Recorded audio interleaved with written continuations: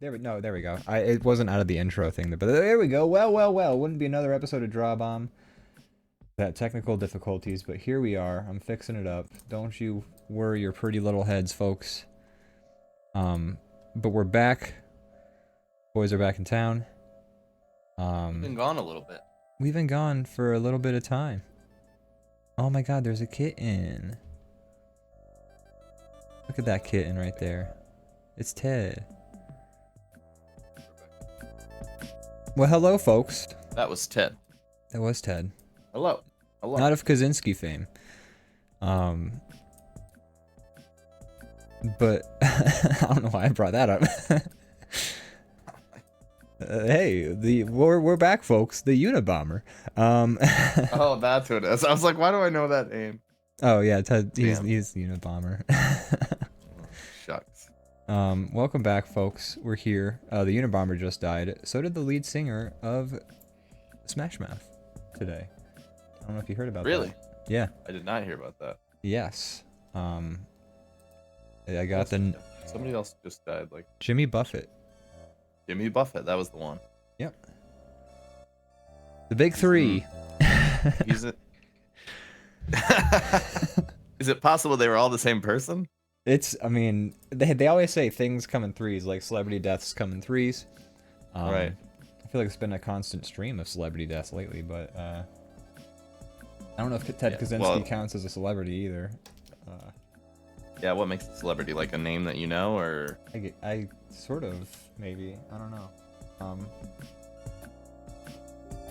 don't know. That's a good question. I guess a famous person or a celebrity would be a famous person who you don't want to be in prison. Maybe. I'm not sure. I don't know. There's some famous people I want for them to go to prison. That's also fair. That's a very good point. One F's here. Welcome. Swanif. It's good to see you. It's good to see you. We missed you. We missed you. We're quoting Beer Fest now. We're hitting it with all the all the modern references. We're not exactly quoting Beer Fest. We didn't say the full line, but we said it like that one thing in Beer Fest. You know what I'm referring to? I know what you're talking about. I'm Okay. picking up what you're putting down. I know. You pick it up. Don't pick that. Make sure you put on one of those, like a plastic bag around your hand before you pick up what I'm putting down. No, I'm picking it up. I'm just picking it up. I'm raw dogging that. Oh god. Just my raw hand. Raw hand. Not even putting a condom on your hand. Those are called gloves, I believe. That's true. A glove is technically a hand condom if you really think about it. And I think about this often. I think about this often. Think about it a whole lot. Well, when I tell people that particular mind bender, you know what they always say? What do they always say? Wow. Fuck you, leave me alone. Oh, yeah. Wow. And then Ian, how have you been? I've been good. We've been away. So when we're not doing the show, we never speak to each other. That's a rule. Never I ever. haven't And spoken to you in like a month. That's exactly why we've been Right. away for so long, is because we haven't been speaking to each other. Yeah, we were fighting. We were fighting, and we definitely didn't see each other more often than we usually do. Yeah, exactly. We mentioned it on the show a little bit before I left, but I was over in Ian's neck of the woods. That's true. He was. Boy, what a swell time it was. I hope you had a good time. I had a great time. I had a great time. Good. I'm glad. The family had a good time too. What a delightful bunch. Yeah. We try to make sure that you didn't see all the fighting that we don't normally do. Yeah, the moment I left, it like probably broke out into some like violence and shit, but it seemed very nice while I was there. Yeah. Literally as soon as the car pulled away out of view, then like the fist started flying. Is how it happened. Like a vase flew across the room and smashed into someone's face. Exactly. I lost a few teeth. Had to get them replaced. Well, I'm glad you guys held it together well the whole week. I didn't even Thank you. pick up on it. But in the meantime, it's been a few weeks since that happened even. But how have the few weeks been since been good but busy. Just kind of got back and like jumped right back in. How it goes. Rat race. Back into Rat Race. Rat race. We got Leviathan down in the chat. Says, I'm late again. Happy Labor Day, friends and fam. Not late, Happy you're- Labor Day to you, Leviathan. Dad? Happy Labor Day. You're not late. You're right on time. Yeah. We you just started. You didn't miss the thing. We're late, so that means you're not. Yeah. If anything, you're early, weirdo. It's not fashionable at all. Yeah, it's not. You're not fashionably late. Yeah! Yeah. Speaking of Rat Race, Smash Mouth also did. That's true. They were in that movie. Smash Mouth was a character. They were in Rat legitimately a Race. character in Rat Race. That's right. Does that mean Rat Race is a true story, or is Smash Mouth? Okay. If they were in a movie playing themselves, what does that mean? You know the Tommy Westfall theory of connected television universes? I don't, but please inform me. So the Tommy Westfall theory of connected television universes is, so there was a TV show in the 80s, I want to say, called Saint Elsewhere. It took place in a hospital. Think of I'm like familiar with the title. I've never watched it, but I know. never seen a single episode. But in the series finale, they ended the entire show with the reveal that the entire hospital was actually a creation. Like it's like they zoom out from the hospital, and then it reveals that the hospital is inside of a snow globe, and then there's like an autistic child looking at the snow globe, and then he like goes to do something. And so what they reveal is that the entirety of the show was just like an autistic boy's imagination of the hospital inside of a snow globe. Or at least that's the That's implication. some real bullshit. Yeah, I would be so fucking pissed if I'd been there for that ending. It's like the finale of Dallas. Exactly. Another real God. bullshit thing. People just don't know how to end their fucking Honey, shows. wake up! You were dreaming. Yeah. Like that dream was wild. It lasted like 12 seasons. Holy Yeah. shit! I saw people die.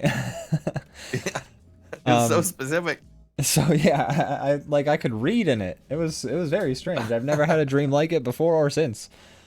Here's the thing though, is that Saint Elsewhere had a lot of cameos from other TV shows like NYPD Blue.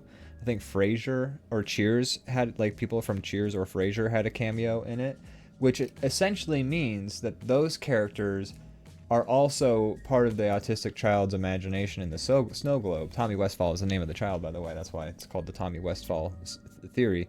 So, like, what they did was they connected not only all of the cameo appearances in Saint Elsewhere, but then all of the cameo appearances the shows that had cameo appearances in Saint Elsewhere had with other shows. And what they eventually found out was that like 90% of television shows are technically inside of this autistic boy's imagination of Saint Elsewhere, the snow globe. And so that's the Tommy Westfall. And so if Rat Race made a cameo in a thing, and then Smash Mouth made a cameo in Rat Race, does that mean that Smash Mouth, and by extension Is autistic? us, is an autistic boy looking at a snow globe? Yeah, I think that checks out. Yeah. So yeah, there you go, That's folks. the We're- simulation. Yeah, that we're everyone's all in a always talking about. simulation of Tommy Westfall. And then the show Children's Hospital, which was like a giant parody of like hospital All TV those shows. Hospital shows.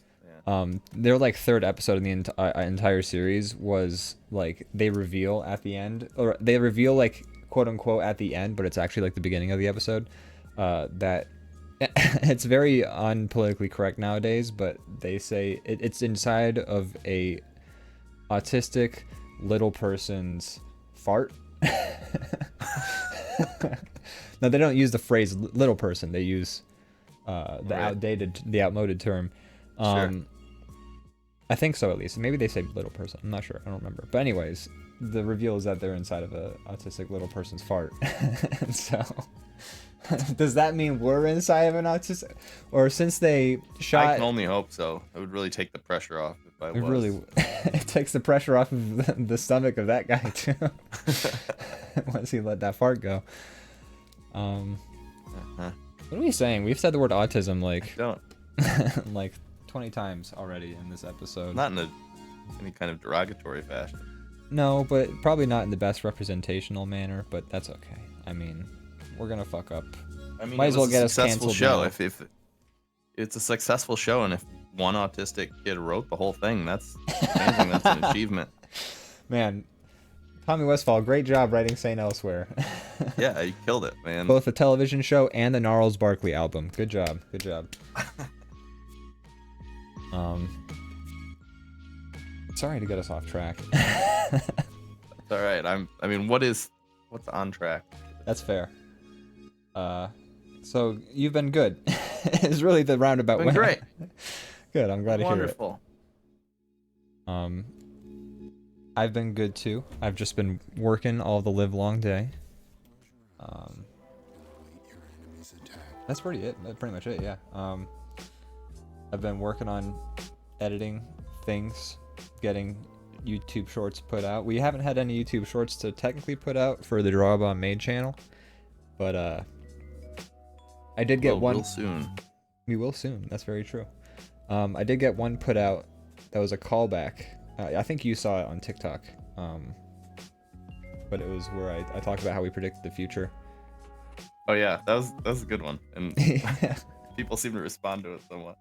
It got a good amount of views on YouTube, and there's actually a funny thing that happened is we got one comment saying that's hilarious, great job guys, and then we got 2 comments saying I'm a little confused here, and then the other guy was like, what the fuck are you talking about?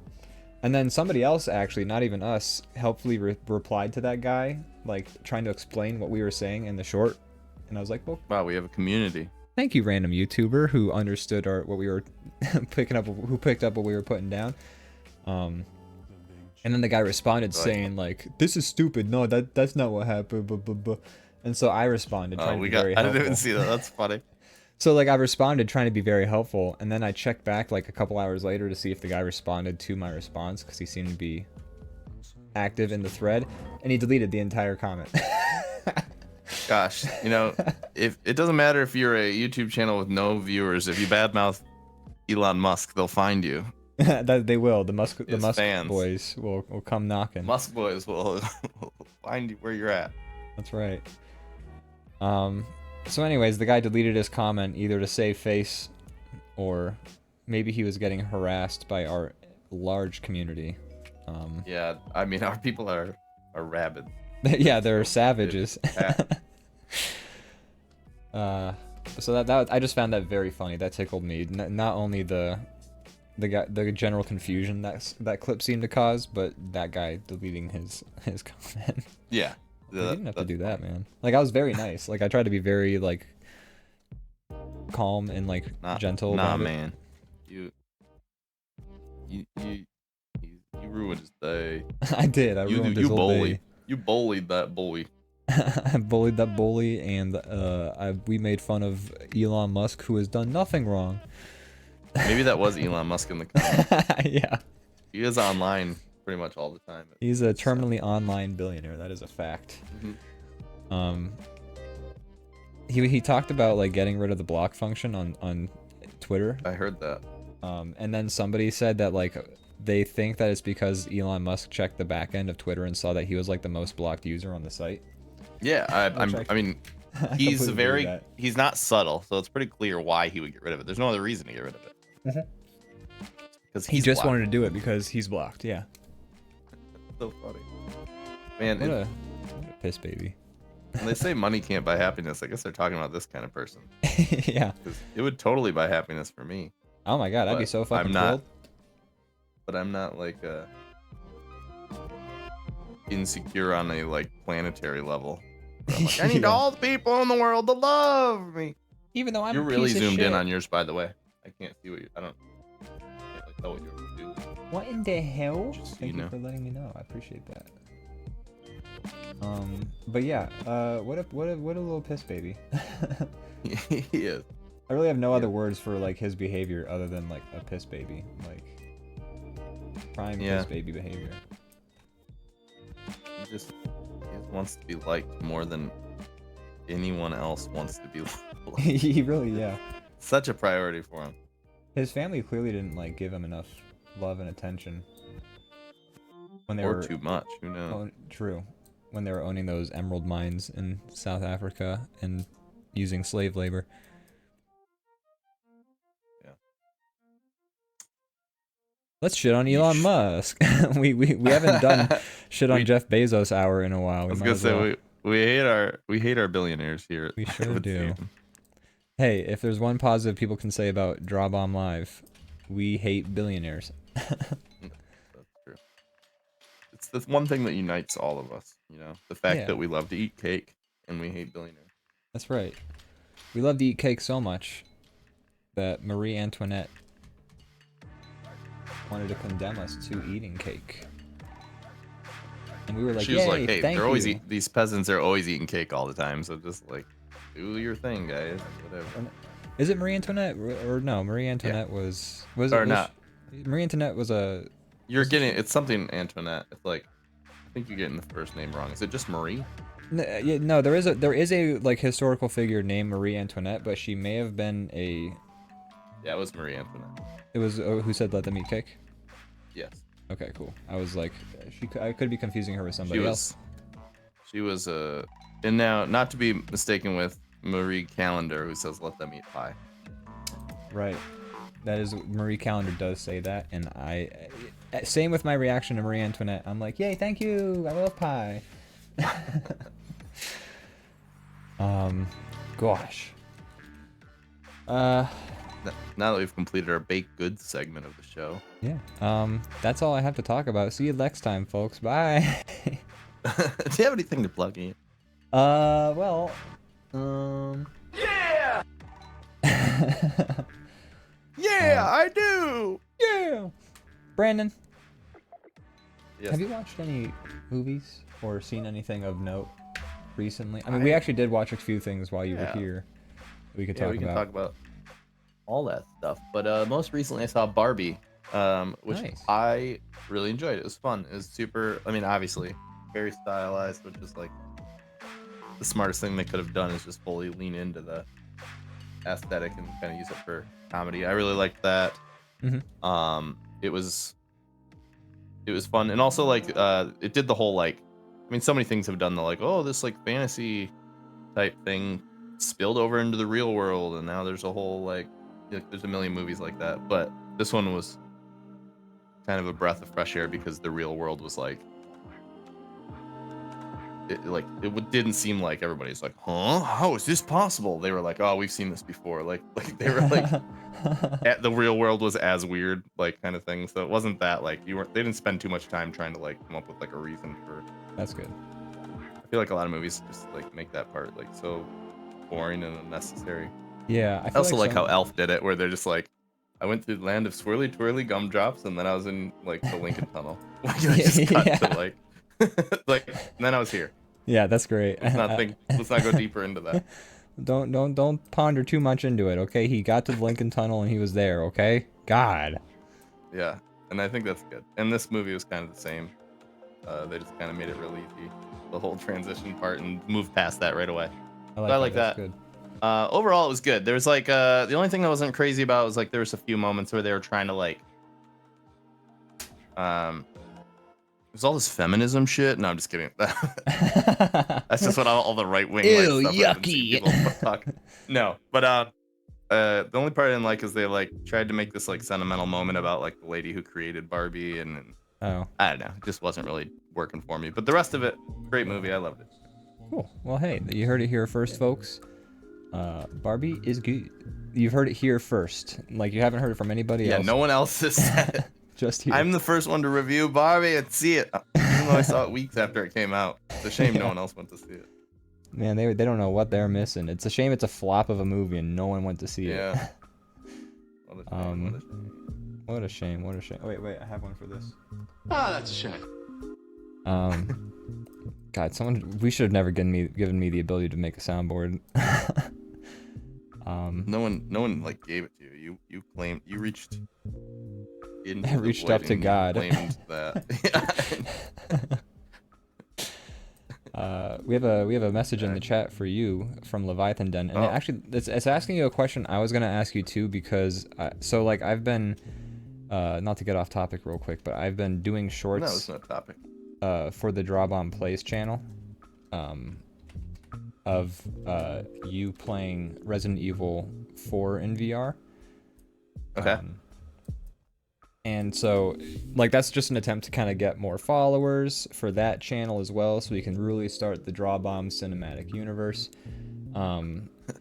But it hasn't been popping off super hot like the animations, excuse me, have, just because I think there's such a dearth of video game content on YouTube. It really needs to, like, stick out for people to be like, wow. So, like, Sure. we'll have, like, Wow. one short that really pops off and gets a couple of followers here and there, which is fine. It's kind of, like, slower growth than for the main channel, but that's okay. You know, it's sort of like a side hobby at the moment.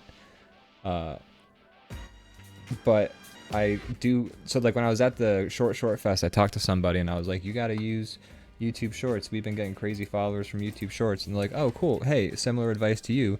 Make community posts on YouTube, because we'll sometimes have random folks come in and answer and like follow us for the community posts. So I've been doing those because of that person's advice. You guys are all merging your resources. That's right. Together we can conquer YouTube. That's right. We will be the ones to take it over. So I have a YouTube or I have a community post made for the Drawbomb Plays channel. It hasn't gone up yet, but it's for further down, like, it's for like 2 weeks from now, I think. But it's just saying like, hey folks, we have 2 videos on the channel right now. Brandon plays Resident Evil 4 VR and Matty F plays Heavy Rain, but we've got more on the way. And I kind of have a list of the different games that we have recordings of that I haven't edited together yet. One of them is Half-Life 2 VR. But I mentioned Half-Life 2 Episode 1 and 2, but you've never actually beaten or finished Episode 1, but I don't think you ever beat Episode 2 in VR either. I have not finished Episode 1, so that's what I need to do. Yes. So getting to Leviathan Den's question, are you going to finish it? Yes. I guess, wait, it's Half-Life 2 Chapter 2. I'm on Episode 1, but I will finish it. I need to do that. I haven't been playing it, but I would love to get back to it. I'm a big fan. I enjoy watching I you kind play of games in was VR. moving and I was waiting to get my setup all set up, but I'm there. It's done. So We've just been really do that busy now. since then too, so it's like, you know, it's been crazy. I feel like summer is always just like, I don't know about everybody else, but for me, like the second the weather gets nice in the state, everybody in my family is like, okay, make sure you have this week blocked off and this weekend blocked off, because we're gonna come out, we're gonna see you. And it's all great because I love my family, but it does take up all the time that Yeah, I have. absolutely. And so there's been a lot of that, which is not, like I said, not a bad thing, but I'm busy, but it's good busy. But there's then that, and then just working a lot, trying to live, because it It's turns hard. out that's expensive too. Very expensive to be alive, especially because like student loans kick in like a month. No, I don't want to think about that. Yeah. Although I signed up for the income-based recovery thing, the new one that the Biden. Which one did you administration- do? There's like the 3 of them or whatever, right? Yeah, I did the top one because they were like, I won't gain any interest and I don't have to pay any money per month, just based on my tax info, which is nice. Oh. The new setup, with instead of having to reapply every year for the income-based, they check your tax info, and if you qualify, and you don't like unsign up, you're automatically re-enrolled. I have income, so I can't do that one. No, it's anything under, I believe, 33,000 as like a single person's. I guess I don't know if it changes because you're married, but I think it's like per on an individual basis. If you make less than 33K, you qualify for like the thing. Gotcha. So, I don't know. I recommend everyone look into it. It's if you have student loans. I would love to not have to pay and not have interest. That'd be great. Yeah, I'm not sure if like how it'll shake out exactly. I'm sure I'll still be accruing interest. But my hope is to eventually make enough money where I can do what I was doing when I was working at the bank, where I would make my payment, but then I would throw like every time when I still had a job, I would make my payment for the month, and then I would throw an extra like $300 onto it in principal payments. So I was like knocking down that balance. Like I would be owing so much more in my student loans right now if I wasn't doing those principal additional payments. Gotcha. Well, I don't know. I'll look at it, figure out what I'm doing. I've been trying the technique where I don't think about it, and then I hope it goes away. Tends to work. I'll let you know how that pays off. Please do. Oh, I wish I still had the mix it up. Please do, because that'd be a perfect time to use it. Please. Oh, please do. But yeah, that's fun that they're doing that. So fun. But what can I say? What can I say? One that says hydrate. Oh yeah. Yes. Here's looking at you, kid.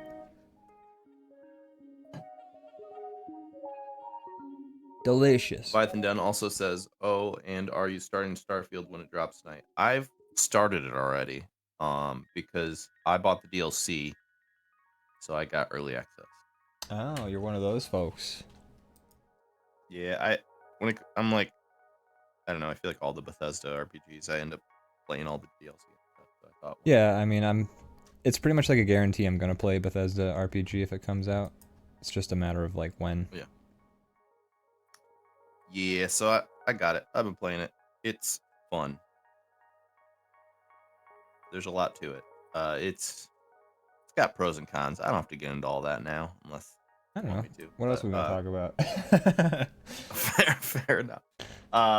So it's definitely more like it plays more Fallout than Skyrim, as you might guess, because Yeah. I feel like it aligns more with a like post-apocalyptic thing, like sci-fi, than fantasy. But I've barely scratched the surface. There's a lot to the game. It's very kind of just drops you in, and it's like a little overwhelming. But it's not necessarily a bad thing, but it does, I feel like, have a slow start because of that, because you're like, what do I do? And you're like trying to learn the like systems and stuff. Yeah. It feels like a little bit like slow to get the ball rolling, which is a little bit of a criticism.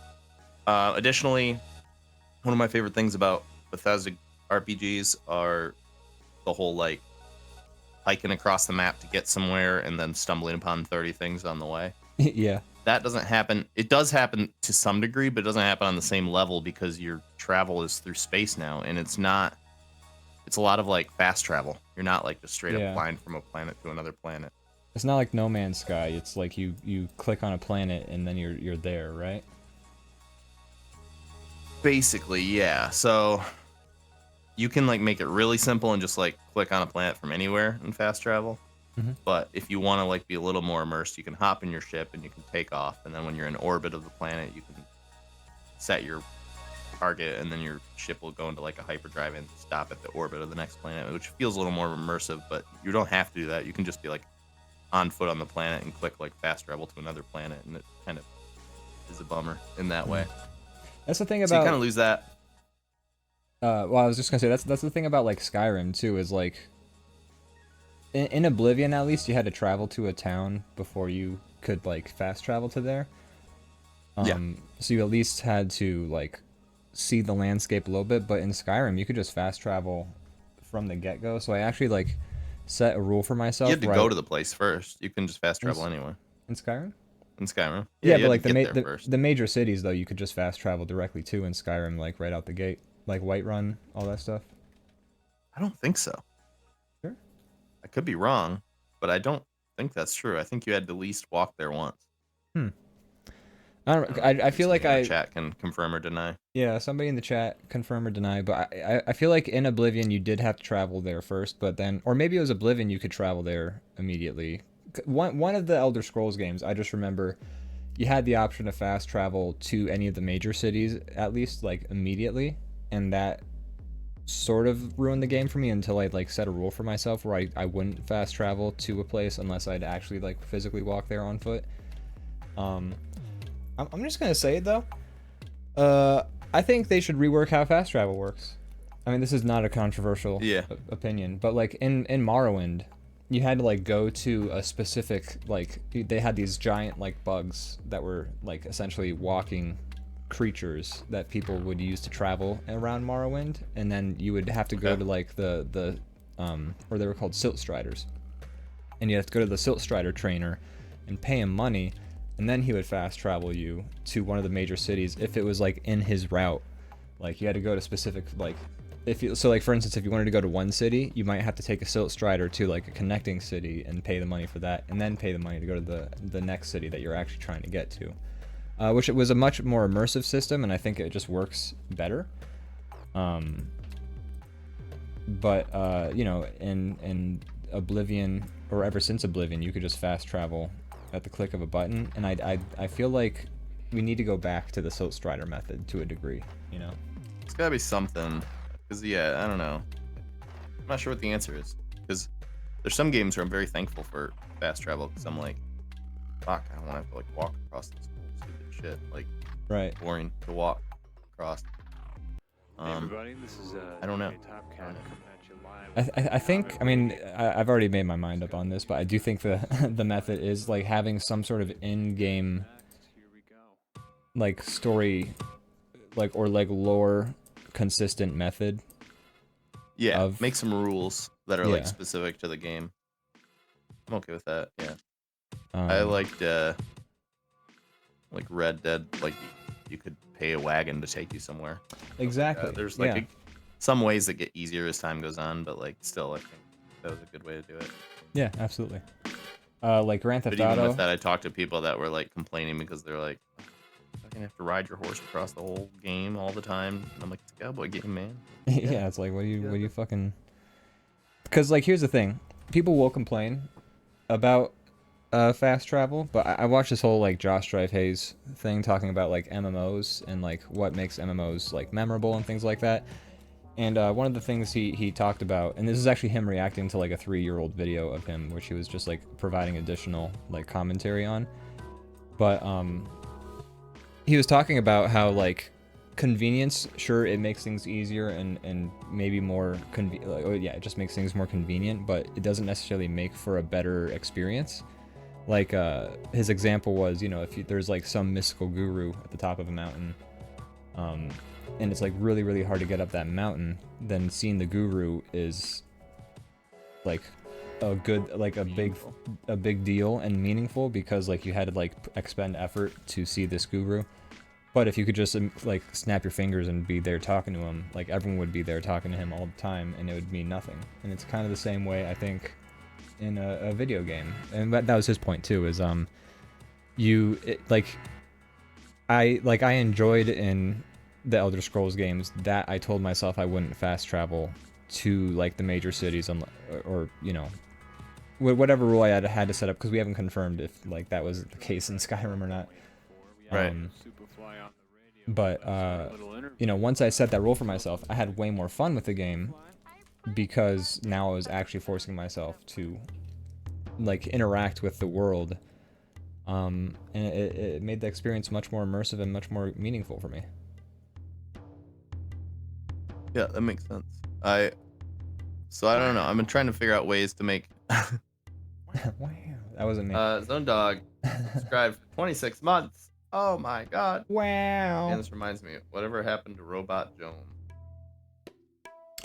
They changed the voice from a robot voice to a kid's recording of a voice with a vocoder, and then they canceled the show after 2 seasons and haven't given it any physical or digital release. Well, there Sorry, you was go. that wasn't a serious question, was it? Oh my god. He was dying to know, and you know, We've answered. now he knows. Even though he knows the sad truth.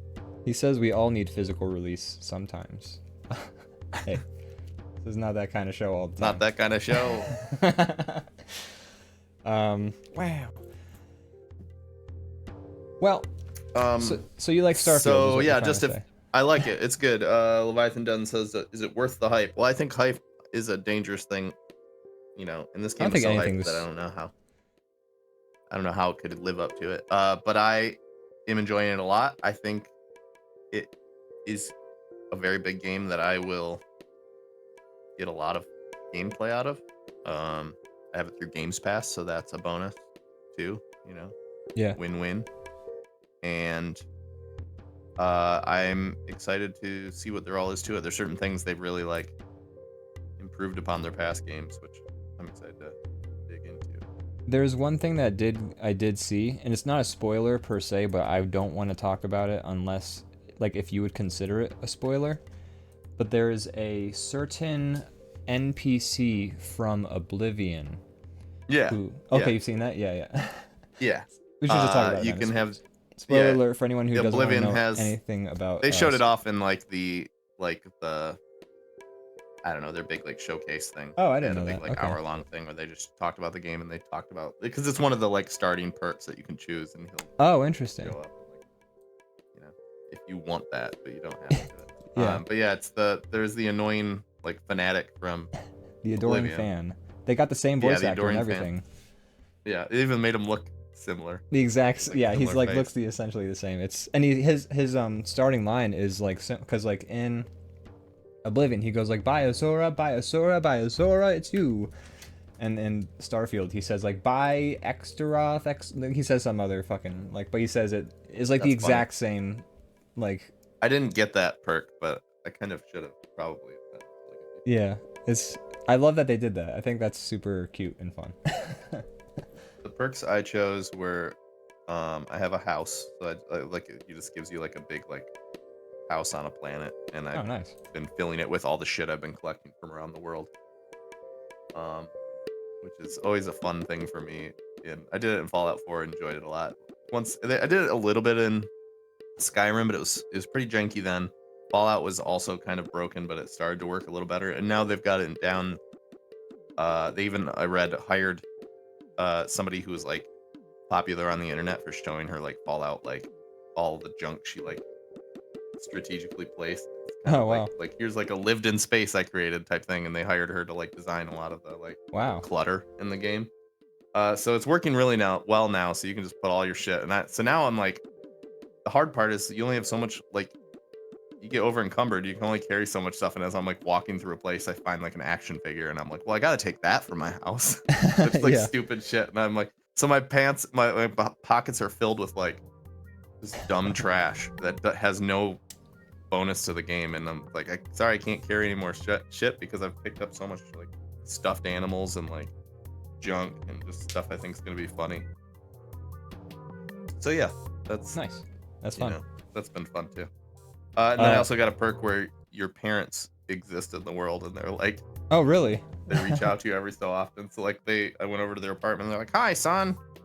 Like, we're That's so cool. proud of you, and they're like, "Your room's just the way you left it." And then like later, I was at this like mission, like you like join this explorers group, and they're like, some people showed up. I think it's your parents, and they're like, "Wow, so this is the place where you're working, huh?" That's And funny. they're just like classic parent. Yeah, doing the classic Yeah, it's a parent funny little stuff. bonus. That is a funny little. I like that. So like, how did the perks work? Like you get like a couple to pick from at the start of the game, and then that's you just I think have there's those? 3 you can. I think you can pick 3, and there's a big list of them to pick from, and you can pick 0 if you want. But it's just ways to kind of like Alter your flesh game out your experience. character a little bit more and alter your game experience. Yeah. Now, and that So, like yeah. once you pick those 3, that's it. Like you're locked into those 3, and you can't pick any more. I believe so. Okay. I believe so. Yes. Unless there's certain things you can do in game to like get more. I don't know. Hmm. Probably. Can't say Uh, for sure. Zone Dog says something, and I think this is actually very. I think everyone on the internet is kind of echoing the sentiment. To make Starfield way better, is you replace the ST with a G. Garfield? Yeah. So you get Garfield. Hey, Odie. Oh, G. Looking for the great space lasagna. That's right. Yeah, I'm looking forward to when I get a chance to play it. Maybe someday I will have money. Wow. But yeah. Maybe Games Pass next time you have that would be a good time to try it.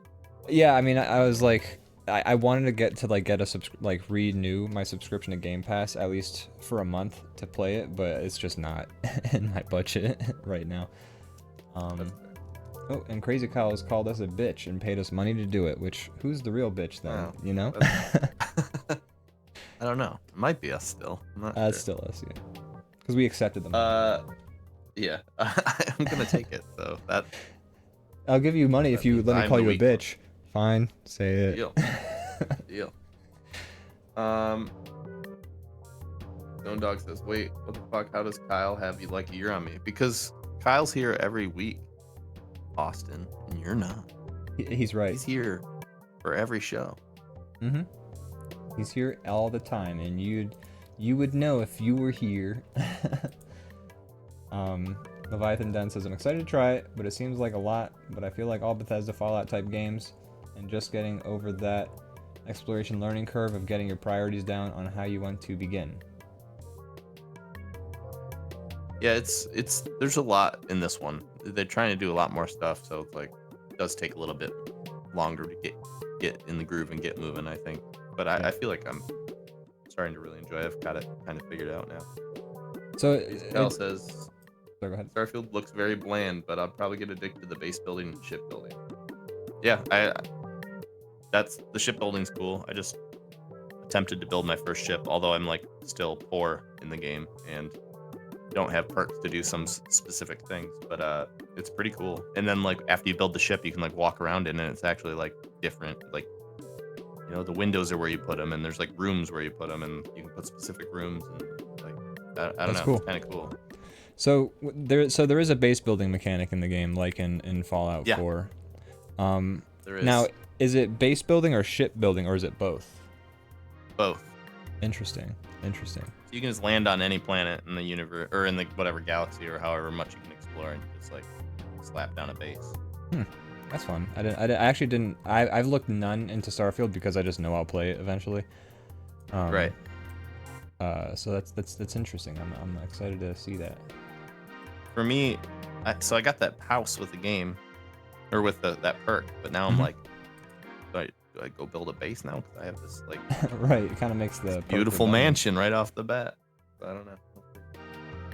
I'll probably build them at some point. I think there's you can do like resource collection, like automated resource collection with the bases. So Oh, cool. I'll probably do it just for that, to like make some money. Yeah, absolutely. Kyle says, "I'm happy a fully released non-early access AAA title came out with a ton of bugs or failings." Well, if you're talking about Baldur's Gate 3, you're correct.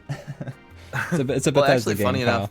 enough, here's the thing though. Here's the thing. A reviewer said this, and I totally agree. They said, if you booted up Fallout 4 or Skyrim right now, it would have more bugs than Starfield, and it's true. Really interesting. Yeah, Bethesda actually wanted to release this like a year ago, and Xbox, since they bought them, was like, no, spend a year cleaning it up.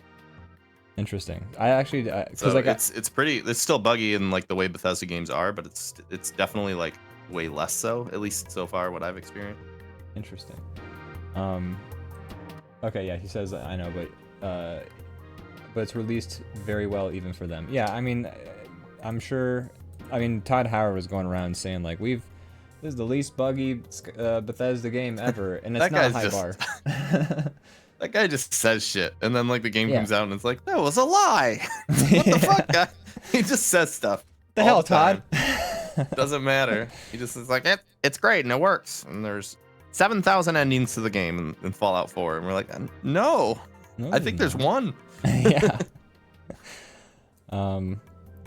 Yeah. I mean, look, I'm excited that it's a less buggy Bethesda game. Like, they make their games so big anyway. It's like, here's the thing. We all shit on Bethesda for making buggy ass games, and we have every right to. But they are making enormous fucking games with a lot in them to do. So like, I'm not surprised that they're buggy. Is because like, how do you catch them? I think most people commenting the bugs that Bethesda has, it comes from a more like loving place. Like, it's kind of like, these games are janky, but we all love them type thing. Not like, it's fucking broken games. Yeah. You know, I think that's They're still kind of the vibe. more playable than a lot of awful games that release in poor states. It's still less buggy than like Cyberpunk was when it came out, I'm sure. And it probably is now still. Fair. It's that much better. Although, yeah, they like Cyberpunk's coming out with a free DLC now, aren't they? Like a whole new expansion with like bug fixes. I don't think it's free, unfortunately, but Oh, this came out with 2.0, which is like a bunch of reworks the game in a lot of ways and stuff like that. But I don't think the DLC is going to be free. look it up real quick. For some reason somebody I hope mentioned so. it. I'd play it if it was free. That's gonna be $30. Okay, there you go. Mystery solved. Thanks, That'd be a engineer nice move for them Mike. to be like. It'd be nice for them to be like, hey, it's free. Sorry about this game not being, good for like years. But nah. Guess they- Crazy Kyle saying stuff. I'm trying to cut. It's all good. I don't know. I guess your screen went black when you saved or alt tabbed or something like that. I assume when you saved your, because sometimes Clip Studio will like turn to a black screen when we save. Sometimes it's fine now. He says. It was like for a brief moment, because I've been keeping an eye on the stream too, and looks pretty But I good think it was to me. I think it was you when you alt tab Oh, was it? search about. I don't know. When you say draw bomb, Kyle, are you talking to me or are you talking to the show? Yeah, it's a good point because it could be us. Oh yeah. And, Oh, click Oh, no. right now every so often. Wait, that was the wrong sound. Uh-oh. Ah. Ah. You didn't hit yourself hard enough. Ah. Ah. Ah. Ow. Stop, Kyle. Please stop, Kyle. Stop. Stop.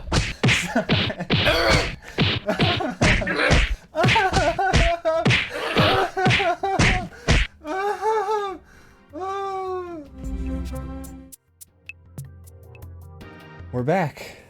Kyle redeemed Punch, and so we had no choice. We were legally obligated to punch ourselves. To go drink some punch.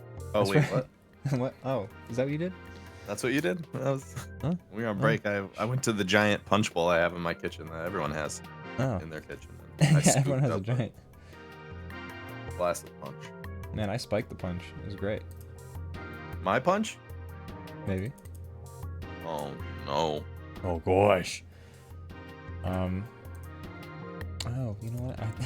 I was like, why isn't this overlay filter affecting my scene as much as I want it to? And then I realized that was because I have another one underneath it right now. I was combining overlays.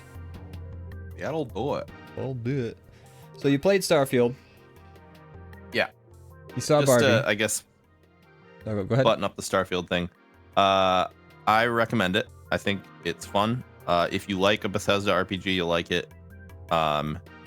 If you're looking for a space sim, it's probably not the game for you. Like, it's not your good. It's not. I mean, like, if you're looking for your like Elite Dangerous or like Star Citizen, but like working type game, not either of those. The shade. What? That wasn't to anybody specific. But it's a good Bethesda RPG. It's polished. It looks nicer than their other stuff. I recommend it. I don't know. I'm enjoying it. I'm excited to dig in more. I'm excited to get my hands on a copy. You know, it's interesting. I was like, when the Outer Worlds came out, which was basically like Fallout in space, and now Bethesda has made Fallout in space. And I don't know if you've played both, or if you've played Outer Worlds. I played a decent amount of Outer Worlds, but I never beat it. I did eventually like go back into it to beat it. But you did play a decent amount, you said, so you've done some of the space travel and that. How would you rank? I'm trying to remember now how the space travel in that works. It was like you get like 8 planets. You get like a star map, and you get like 8 planets, and you kind of unlock them one at a time because it's like relevant to the story. And then you click on the planet, and you see like the little thing, and then like the window that you can see outside to space has a different like backdrop depending on where you are, and then you go. Okay. It's a much more tight This is kind of experience. similar. It's like kind of like, you know, a menu you select and then it takes you there. But I will say, the one way they kind of limit you from just going anywhere and just clicking and you're just going anywhere in the world is like you have to upgrade your grav jump. So like at the beginning you can only go so far.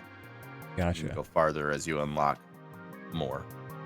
Kind of like how Yes. No Man's Sky does it a little bit. Yeah. So I don't know. It's, you know, it's a Bethesda RPG that takes place in space more than a space game, you know. But you get a lot of varied environments because of that whole setup. So Yeah. That's pretty cool. I don't know. I like it. I think once the dust settles, people will regard it as a good game. I enjoy it so I'm far. excited to jump in. I did enjoy Outer Worlds. What I like about Outer Worlds is that because it's like 8 planets. I think 3 of the planets are like DLC too. But it's like it's a very tight experience, I would say, for Outer Worlds, which I appreciate. I like that it was a tighter experience. That's it. Yeah. That's what I have to say. 1 second. 1 second. Okay. He's gone, folks. Finally, I'm free. Ah ha ha. Oh, he's back. All right, back. Hey. Yeah, that's I don't know. The planets there's some proc gen going on in these worlds, but only on they have a lot of barren planets which aren't really nothing about them is like mandatory. It's just like a bonus, like, hey, you want like some proc gen like Bethesda dungeons? Well, here's a million of them. But other than that, then they have their like specific built planets and stuff where like the good stuff is. So I'm not mad about it because it's not like it's by no means like here's the whole game. It's this stuff, It's like here's just a little extra thing. You don't have to even engage with it at all if you don't want to. Real quick, Austin says, one real gripe that I can probably configure away myself is on mouse keyboard. Changing chip energy allocation is impossible. No, That's you just what hold alt, left alt. means. I was like trying to figure Just out. hold left alt, Austin. It was in the tutorial. You fool. I was trying to figure out what MKB stood for. I was like, what? Murder Keth Bill? Murder key wrote. Murder key wrote. It's still impossible. Okay. I don't know what that means. I guess just hard like funky or something, maybe. Maybe it's like the burger meat. Whoa. So it's like made from plants? Yeah. Is that what you're saying? Wow. I think that's what he's saying. I think I'll pick up what he's putting down. It says vegetarian AF. Vegetarian AF. God, I hate some of the modern parlance of our times. Why? I see so many commercials. Like, there are a lot of commercials that have like figured out they can get away with swearing if they just say AF, and I'm like, look, guys, just shut up. You're dumb. You're being annoying. Dumb. And like slang has slang has truly died when a commercial is using it. Like once corporate America has gotten its fangs. The only thing worse than your parents using the slang is if a commercial uses it. Yeah. The moment Flow from Progressive uses your slang, it's dead and you need to let it go. Yeah, absolutely. That's Starfield, so yeah. That's all I have to say about it. Cool. Did you watch anything else? Sorry, go ahead. Sorry, I know I said that's all I have to say about it, but yeah, it's a huge game, and I think I have barely scratched the surface, so I can't even really. That's my impression so far, but I can't really say what I think of the whole game because it's too much game. Gotcha. But cool. So overall, Starfield, you give it an 11 out of 10. It's your favorite game ever now. Yeah, I don't need to play games ever again now. They did it. Those sons of bitches. They finally did. They did the one you're looking for. I deleted all my other games. This is the only game now for me. There you go. Have you seen any other movies? Played any other games of note? Armored Core 6 came out. Have you been on that train? What came out? Armored Core 6. Oh, no, I have not. I can play Zach's copy, but I haven't yet. I did watch the Donkey review on it, which he was basically like, it's dumb and simple, but it's fun. Yeah. Which I think it's interesting. He's like, it's not as like artsy of a game or as Elden Ring or something like that, and like that's fair. But also, if the game plays well, like that's good enough for me. Good. Yeah, I like dumb but fun. Yeah. And full of guns. Come. What? Why would you say that? What? Isn't that what you? I'm so sorry. Oh, jeez. Read the room, man. I'm so sorry. But yeah, I don't know. It looks fun. It looks fun. Yeah, looks like a good time. I haven't played it mostly just because I've been so busy. Sure. That makes sense. New area. Alright, I've got 2 backgrounds made for the movie review skit. Peeps to be interviewed. But did you see anything else? Did you play anything else? Did you interact with any other pop culture? I think only the stuff that we watched together. Okay, we should talk about that stuff. And there's some good ones. Yeah, we watched some good shit. The big one I want to talk They about. cloned Tyrone. Yeah, is They Cloned Tyrone. Which I've actually convinced at least one other person, he's not in the chat right now, but Plead the Filth actually text messaged me after he saw it.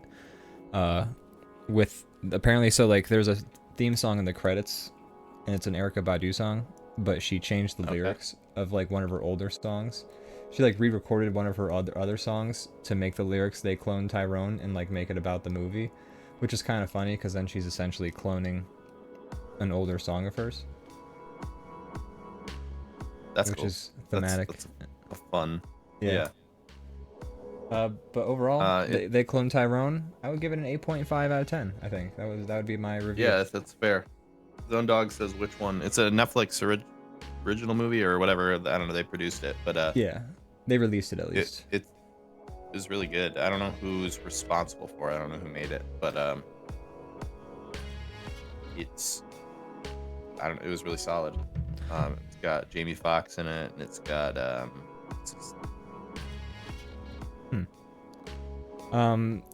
sorry, Zone Dog is asking which Erykah Badu song. So let me just find the Oh, article real quick. okay. I misunderstood what he was asking. Let me just pull up the article real quick.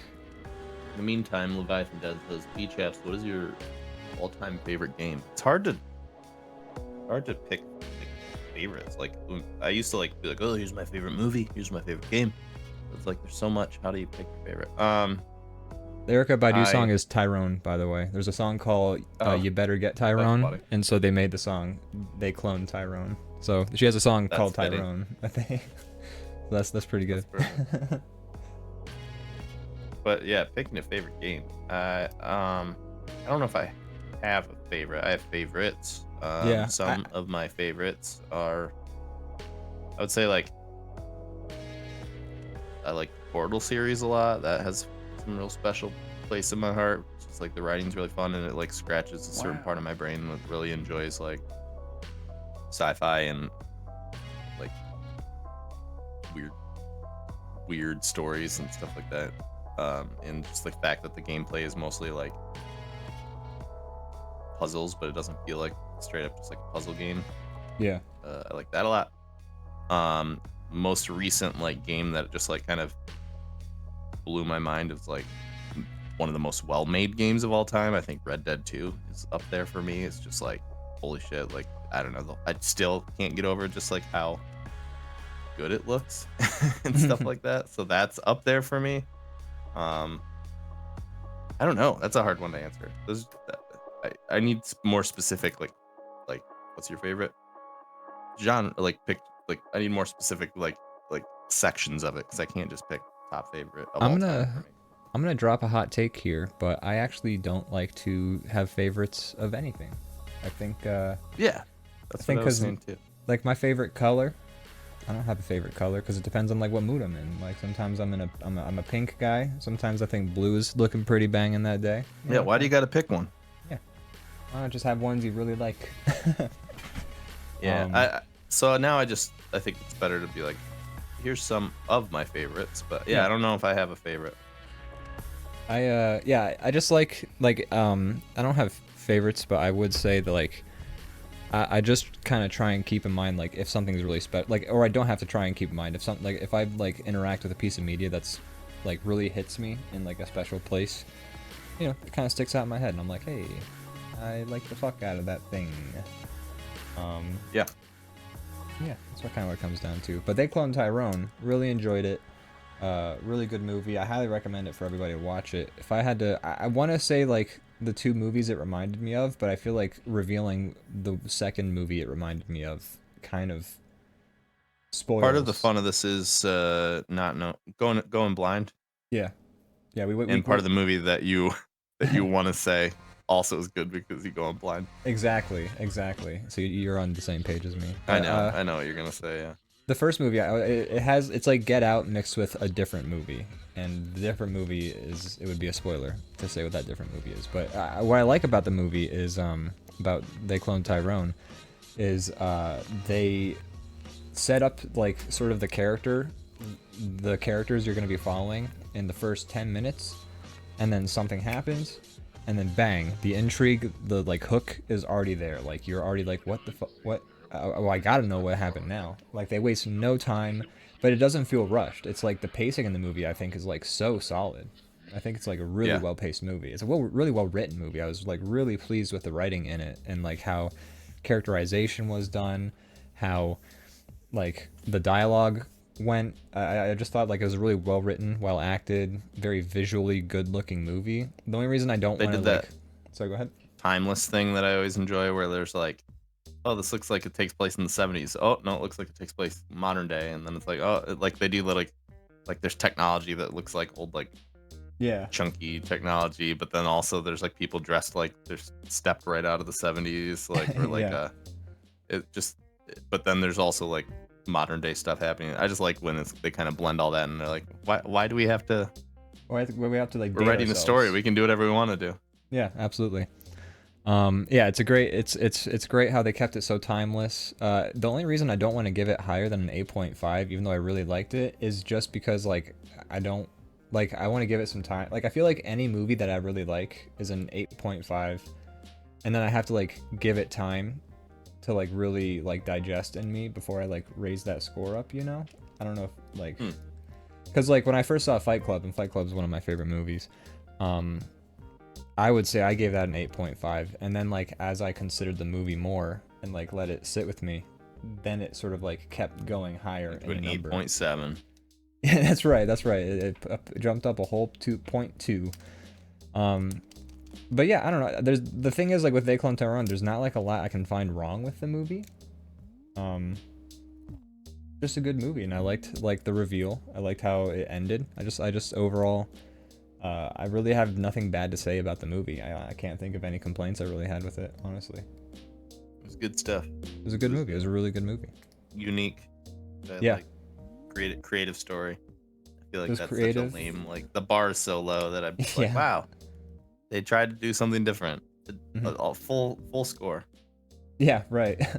That's the thing too. Is like there are so many, like when I think about other Netflix originals I've watched this year, there's like that Slumberland movie with Jason Momoa. I forget what it's called exactly, but it's like basically it's based on Little Nemo in Slumberland, but it's like a modern sort of telling of it. It's a girl instead of like a boy Nemo, and they don't credit Berkeley Breathe, or not Berkeley Breathe. That's the guy who made Opus.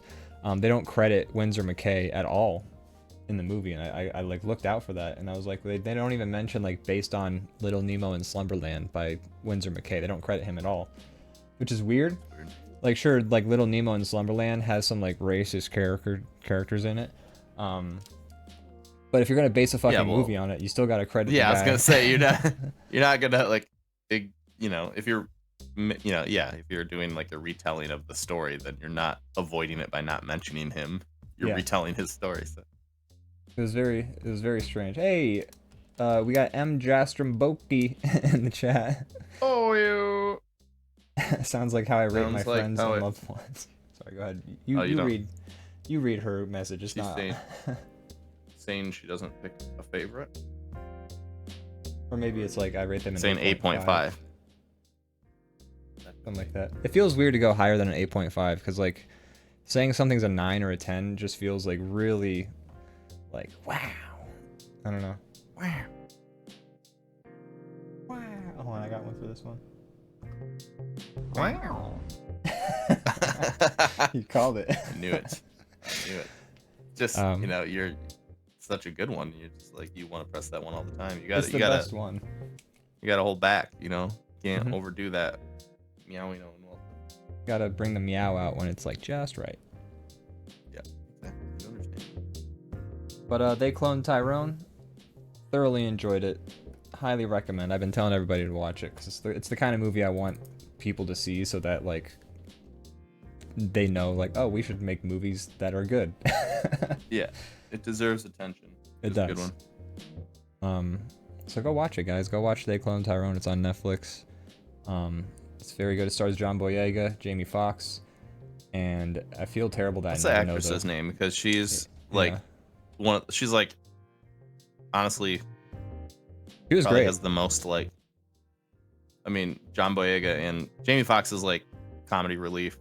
I mean, they all are funny at times, but he's like just got the best lines the whole movie. And then she's like She's the heart, I would the say. intelligent one, and she's yeah. like the heart, and yeah, and she's like got the most going on, and she's also like, not to spoil things, but she's also a main character for a reason that I won't get into. Like Yeah, more than no, the other two.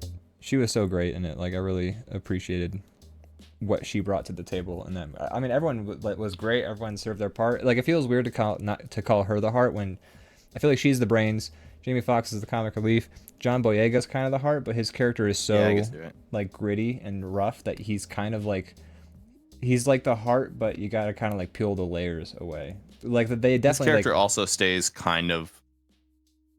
I won't say one-dimensional, but they keep him kind of simple throughout it. But that's okay. yeah, but like there's more to the character that like they sort of have like alluded to, but it's nice because there's a lot that they kind of like they mention or allude to with a lot of the characters, but they never actually fully say, hey, this person like I would say John Boyega's character is the heart, but like you kind of only get that by the fact that he like cares for the kid in the beginning of the movie, and like the kid's the reason that like kind of calls him to action as things sort of progress. He's got like his brother that he cares about, and he's sort of like the kid that he cares about is like a surrogate for his brother. There's like, and like, you know, his like his mom situation, like there's a Right. lot that kind of like his character remains like very gritty and rough and like hard as nails, I would say, like as the movie goes on, but there's still like he's still clearly the heart, but like it's not like he has to be like a you know, whiny kind of like Right. he doesn't have to That's be outwardly the heart to be the heart of the movie. And I think that is also part of why it works so well. Is like there's all these like facets to these characters that like you get, and you get like little like glimpses of, but they never like hammer it in so that you like if you missed it, like, you know, you kind of you missed it and like you should have watched the movie, you know. Yeah. Which is good. Like I feel like so many movies, I feel like subtlety is so dead in a lot of movies where it's like, no, we got to make sure they didn't miss this thing. I'm not like some genius or something, but a lot of audiences are just like don't have any kind of attention span or interest in the stuff that we value. So Yeah. movies, because it's a business and they're trying to create the thing that's going to sell the most products, they dumb things down a lot of time, I think, for like general audiences. I mean, I talk to people where I'm like, that movie is great, and they're like, too much talking, and I'm like, what? Like, what do you mean? That's not a criticism. Too much Yeah. talking. Or they're talking about Oppenheimer. mean? Yeah, that's one of them. So much talking. Why didn't they blow the bomb up?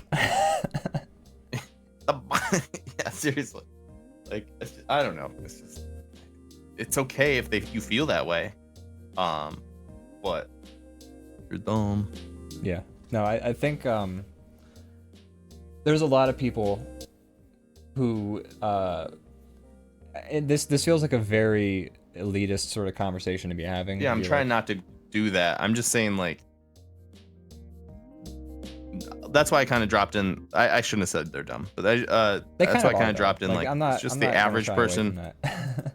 It's not so much that I'm right, they're wrong, but they just, I don't know, don't have the patience. There's some people, lot of they go to people a don't. movie and they just want to see people punch each other into buildings, and like, fine, you got the Marvel movies, there you go.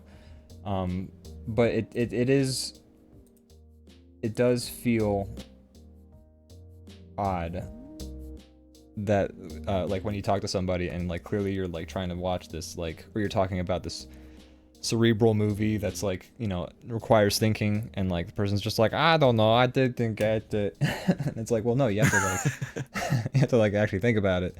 I don't like to do that. I don't know, it feels like that Yeah, is I like, try to turn those thoughts off. there are a lot of people who they watch movies to turn their brain off, and you know what, there's nothing wrong with that. There are movies made for Yeah, I you. watch dumb stuff too. Yeah, I I like love turning dumb my brain stuff. off. Yeah. But it's all, but like, there are movies that are not made for that, and so like it's weird when people say like, "Oh, that movie was dumb. I didn't like how it made me think," and it's like that's the opposite, man. Yeah, I guess maybe that's the issue is that I get frustrated when somebody's criticism of a movie that's clearly not for them is like too boring, and it's like, okay, Yeah. so this just wasn't the type of movie you liked. Yeah. Is a better thing. Yeah, a way to describe it. I don't think that's a criticism. Just be like, so much talking. Yeah. We'll watch a movie with less talking then. Yeah. Watch a fucking, I don't know. Watch The Expendables 4 when it comes out. I guess. I don't know. They got rid of all of them. They I got saw rid the of all- trailer and it's got like nobody's in it. Like, isn't the whole point that they're like, hey, we got more people? I thought. This one has like Megan Fox and Jason Statham and Stallone, and I think that's it. 50 Cent. I think 50 that's cents in it? it. Yeah. Oh my god. Oh, and I gotta look up this They movie. traded now. everybody for 50 Cent That's and weird. Megan So like, Fox. it's weird though because like in Expendables 3, I only saw one of them. I saw Expendables. I haven't seen any, but I wonder if I'd like them. They seem up my alley. They're pretty fun. I mean, it's like dumb action movie. Like watch a bunch of dudes like explode a bunch of like evil mercenaries that are clearly bad. Sounds great.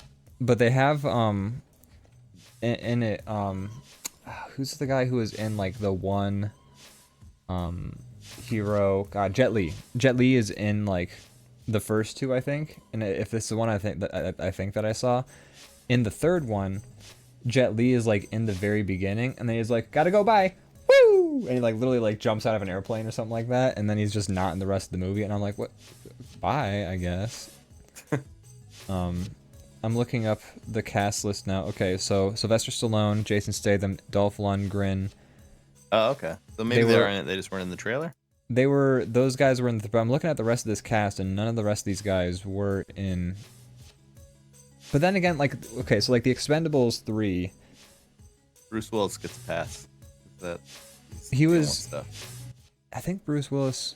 Oh no, Arnold Schwarzenegger makes a cameo in 3. Spoiler alert. But Bruce Willis. Yeah, is well, not. yeah, but I mean, he was like in the trailer. Like, it Yeah. wasn't that much of a spoiler. But I'm gonna look up the Expendables 3. Oh, I just realized that the Expendables 4 is spelled Expendables, but like the in the ables is 4, so it's Expend 4 Bulls. Spend 4 bulls. Okay. I'm looking up the Expendables 3 cast now real quick. Wesley Snipes was in that? What the fuck? Harrison Ford. Okay, I did not see Expendables 3, I think. So I'm saying, like, I think the last one they were like, we got every star who's ever in an action movie. Oh, Randy Oh. Kocher is in both 3 and 4. Okay, so I must have seen Expendables 2. Because I saw the one with Jean-Claude Van Damme as the bad guy. Yeah, I saw Expendables 2. Okay. Okay, so it's weird. Okay, so there's like the three main Expendables: Jason Statham, Sylvester Stallone, and Dolph Lundgren. It looks like, and maybe Randy Kocher. Bruce Willis is in Expendables too. Mickey Rourke is in Expendables 2. Is he in Expendables 4? No, he's not. So yeah, so like they have the 4 main Expendables. And then I guess the rest is just like some dudes that they got for that movie sometimes. It makes perfect sense, but I like that you're just referring to the entire cast as expendable. Like, so they have one expendable here, and they have another expendable over here. Jason Statham's an expendable. Oi, I call my penis the expandable. Cause when I won't. Yeah, Oh, you explain get it. Jason You Statham, get it. I don't You understand. get it. It's because I put my dick in a shark. Called a Meg. Does he fuck the shark in the newest one? I haven't seen it yet. I haven't don't seen know. it yet either. I don't know. We were gonna go see it, and then we saw Barbie instead. And then we were gonna see it, but then it was just the theater was not open. Yeah, Grant, we just didn't have time. Ran out of time. There was so much we wanted to do, we just didn't have the time to do it. How it always goes. Yeah. That like Philly was like a small like version of the whole weekend where like Philly I was like, oh, we should do this, we should do this, we should go there, we should go there. We only like had so much time, we couldn't. And then that was kind of the weekend too, as I was like, we should do this, we should do that, we should go here, we should go there, and just didn't have the time. That's the way she goes. The way she goes, boys. Anyways, Expendables 4. Why did we talk about that movie? Why did we bring that up? You mentioned it, and then I was like annoyed with the trailer because it has nobody in it. And I was like, isn't the whole point of these that there's a bunch of people in it? Yeah, I think what they're doing is they're trying to just like cycle through. At least in the originals, they were just cycling through action movie stars, like except for the main 4 Expendables, like the rest were just action stars of like, you know, various eras. 2 I feel like was where they really like, if you look at the cast list of 2, they got everybody, like they got them all. Gotcha. But this got new 'em one, all. this new one does have Tony Jaa, which I mean, any movie that has like Tony Jaa is a good get in my opinion. Like I feel like Tony Jaa It's true. should be in everything. His movies like The Protector, Ong Bak, are just like so fucking good. Like he deserves to be in every movie. I didn't realize he was in this one. Yeah, I didn't either actually until I looked up the cast list. But like, good, because like he deserves to be an If anyone deserves to be a fucking expendable, he should be one. Because holy shit, He's an expendable. he's an expendable. But no, he's so good at action movies. He should be in an Expendables at least. Like he's goated in my opinion. I'm gonna hot take right here. I think Tony Jaa is goated. He hasn't been in a lot. Those but be good bad movie night movies, or are they just kind of lame? they're good. We watched one actually. We watched The Protector with you. Oh, well, not Tony Jaa. I meant Oh, The Expendables. meant Oh yeah, for sure they'd be Expendables. great bad movie night movies. They would be 100% be great for that. Morgan says, we miss you, Ian. We had too much Aw. fun in PA. I miss you guys too. I want you guys to be back here Well, already. Don't say you guys. I didn't say I missed you. Morgan. Oh. Oh. Nah, just kidding. I miss you too.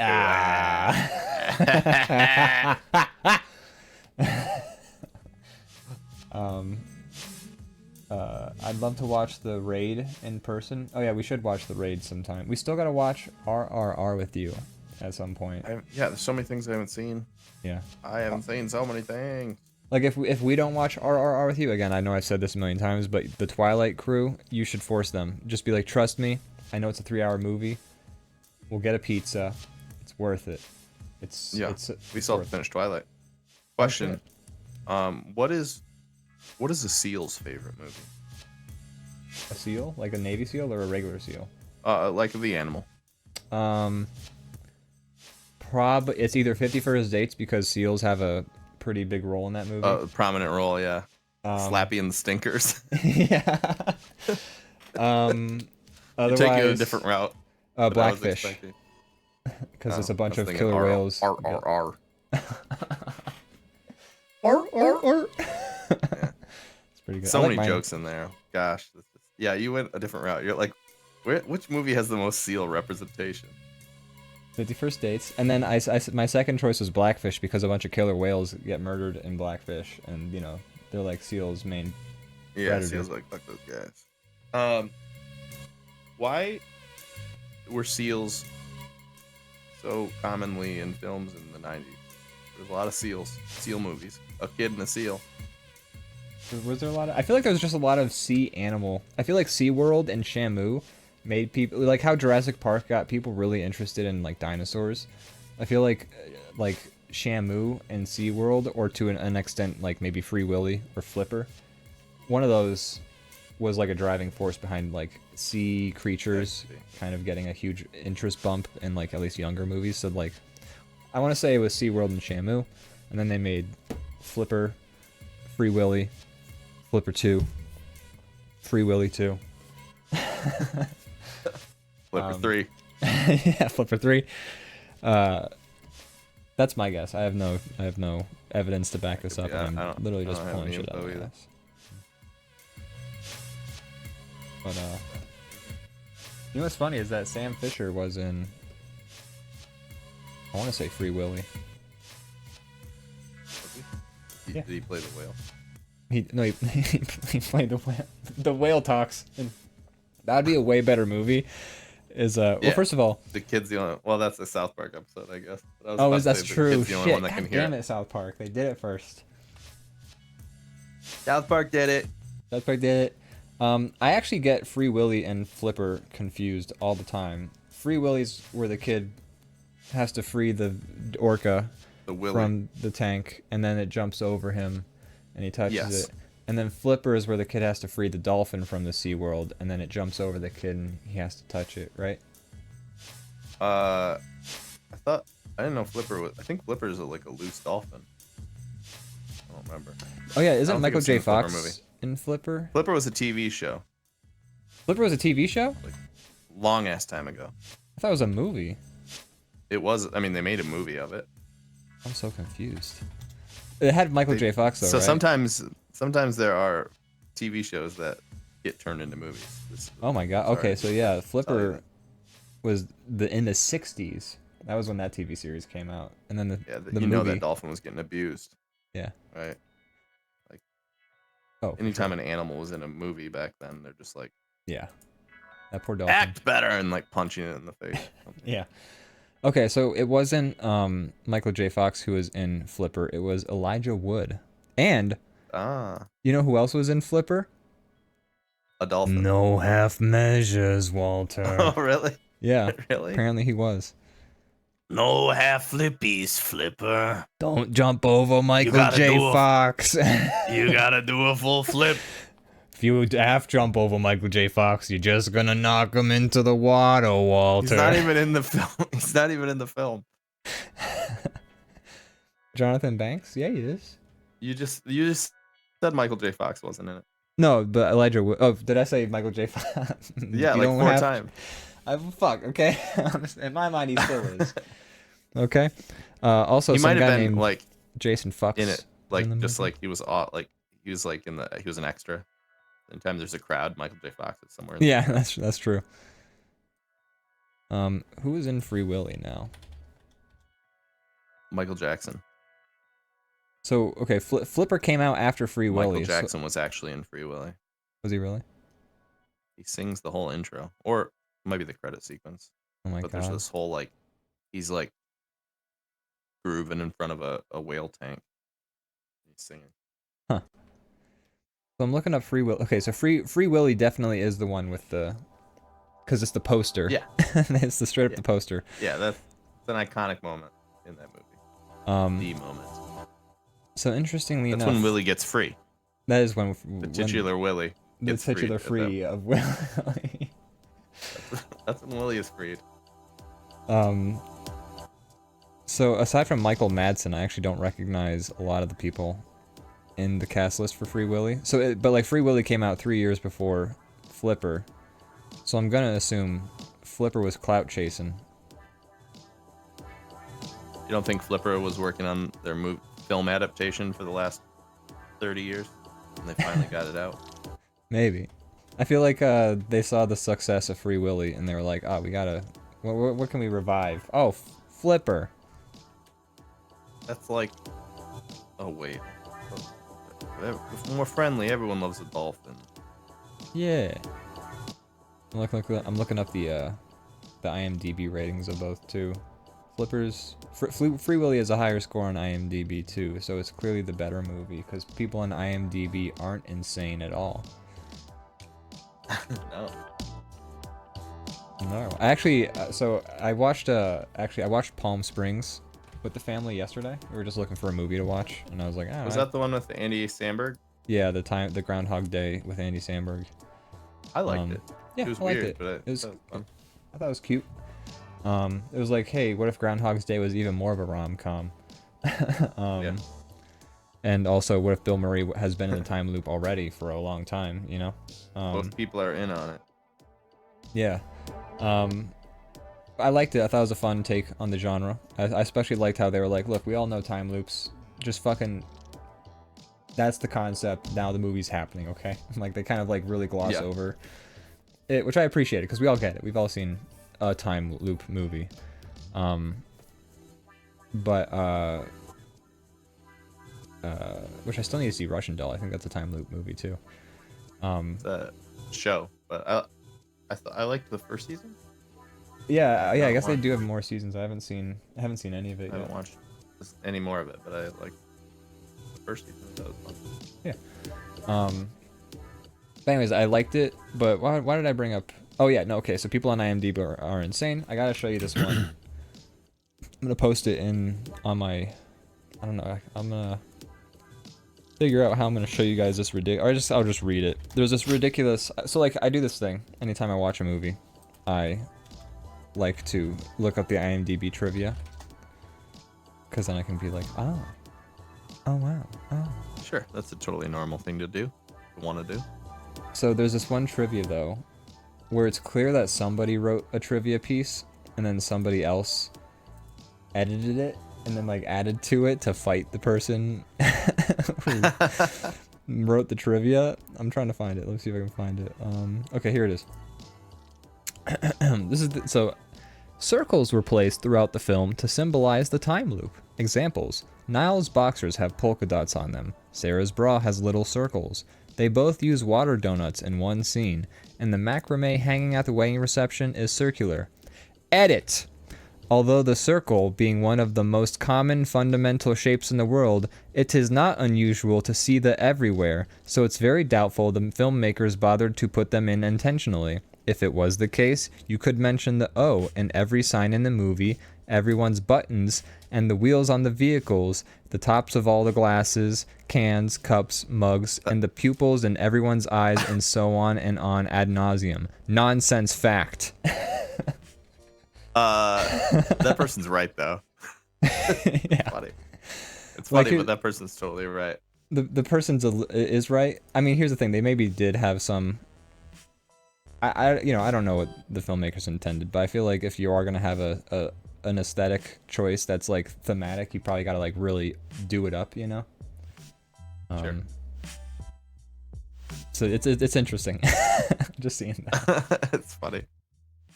It's very funny. Yeah, I like that they're just like trying to pick a fight with internet strangers. Yeah, like goddamn. I saw that this morning and I was like, that's funny. I gotta talk about that. Zone Dog says Lil Savage. It's pretty little savage. Yeah. It was pretty savage. Real quick, I'm gonna show you my robot. I think he's ready. At least the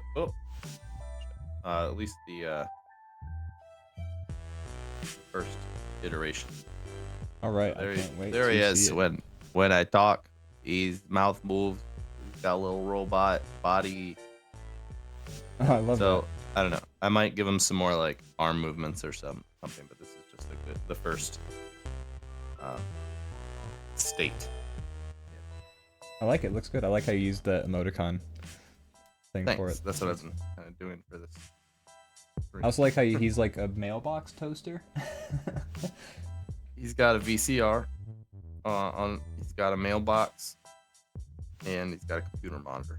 I just tried to make him look all shitty. I like it. It's good. Thanks. And I can't wait to see how it goes, because I know exactly how you plan on playing this robot character, and in my head it's already funny. Yeah.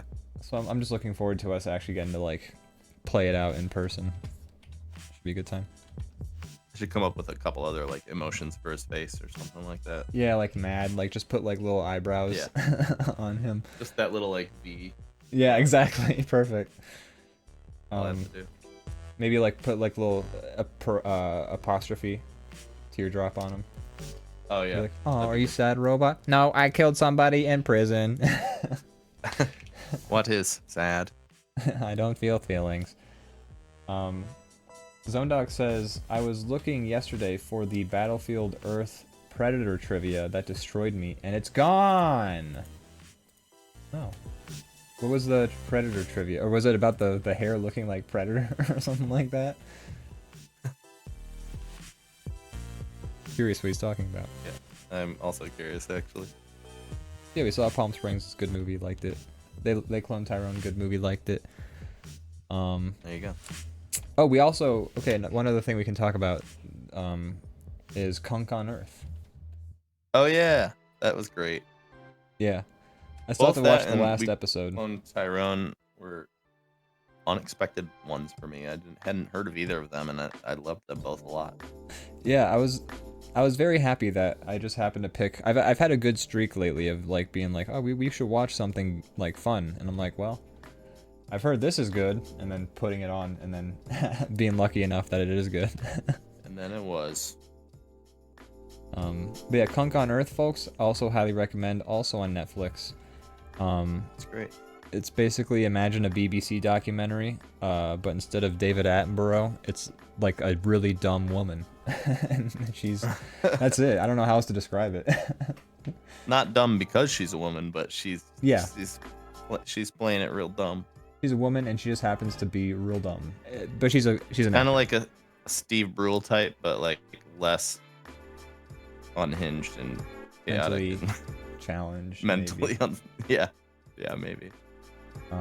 But it's really funny, and it's like the way she describes some things. It's so funny because it's like basically like dismissive, but also because she's so dumb that she doesn't like understand the relevance of something. So like I like how she describes the Mona Lisa. She's like, people come from, she like has this whole ludicrous spiel, and then she's like, that's why people come from all over the world to come look at the painting, think about it, stop looking at it, and go home. And it's like, that's what you do with paintings. Yeah, she just it's funny, and then she talks to like real experts and stuff. So it's funny seeing that. Oh yeah, the big draw of the series. I think like the series is great, but I don't think it'd be nearly as funny if she didn't have the experts on. I think that's such like a vital aspect of the comedy of it, is that she talks to real experts. And like the experts know they're on a comedy show, but they don't know like what's gonna like really unfold. And so the whole thing is just like she's trolling them basically the whole time and Yeah. asking them ridiculous questions. It's kind of like Ollie G in the house a little bit, but without like interviewing Boutros Boutros-Ghali or something like that. Oh, gotta click on the stream again. What's happening now? No, I just had to like not the overall stream, but the stream in the Discord. It like went watch stream again. I was like, oh god, okay.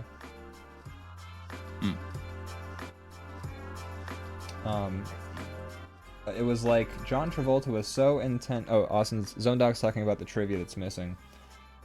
He said it was like the trivia was something like John Travolta was so intent on method acting the Predator in this film that he only communicated with members on set via guttural growls. Oh my god. I hope that's true.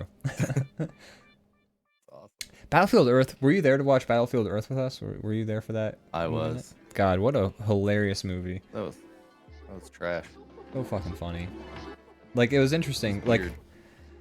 I thought it was very interesting how they did the language dilation sort of thing. I don't know what to call it. Like the two languages, like the Red October effect, where they show the people speaking in German and then they go through the bottle, and then like everything's like the camera does like a zoom through a bottle, and then everyone's like voices change to English, so we get the sense everyone's speaking German, but we're hearing English because it's a fucking movie and we want to hear what they're saying.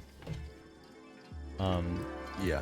And in Battlefield Earth, they kind of do that, but what they do is they have, like, fucking all of the aliens being like, "Ah, yes! I truly am an evil alien, ain't I?" And then Yeah. all the humans are going like, "Braga, braga, braga, braga, braga, braga."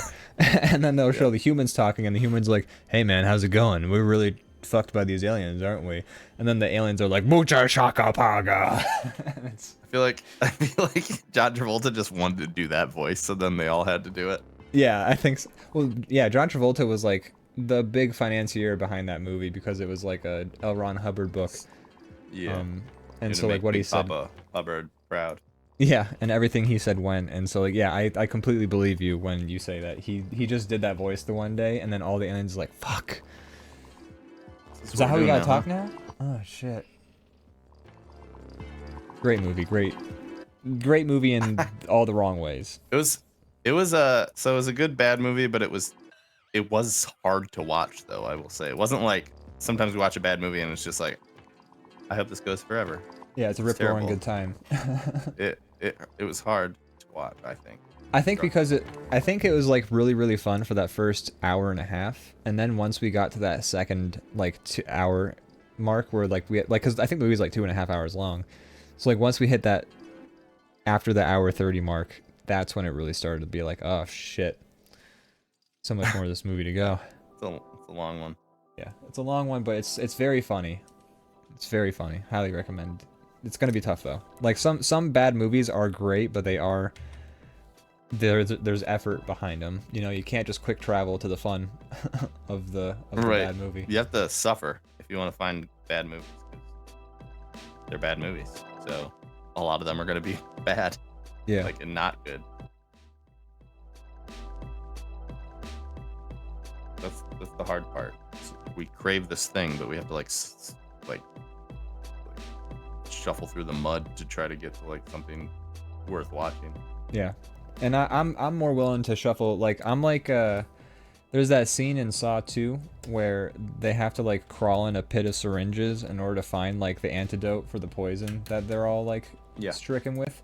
I'm the guy who will crawl in the syringes to find the antidote of bad movies.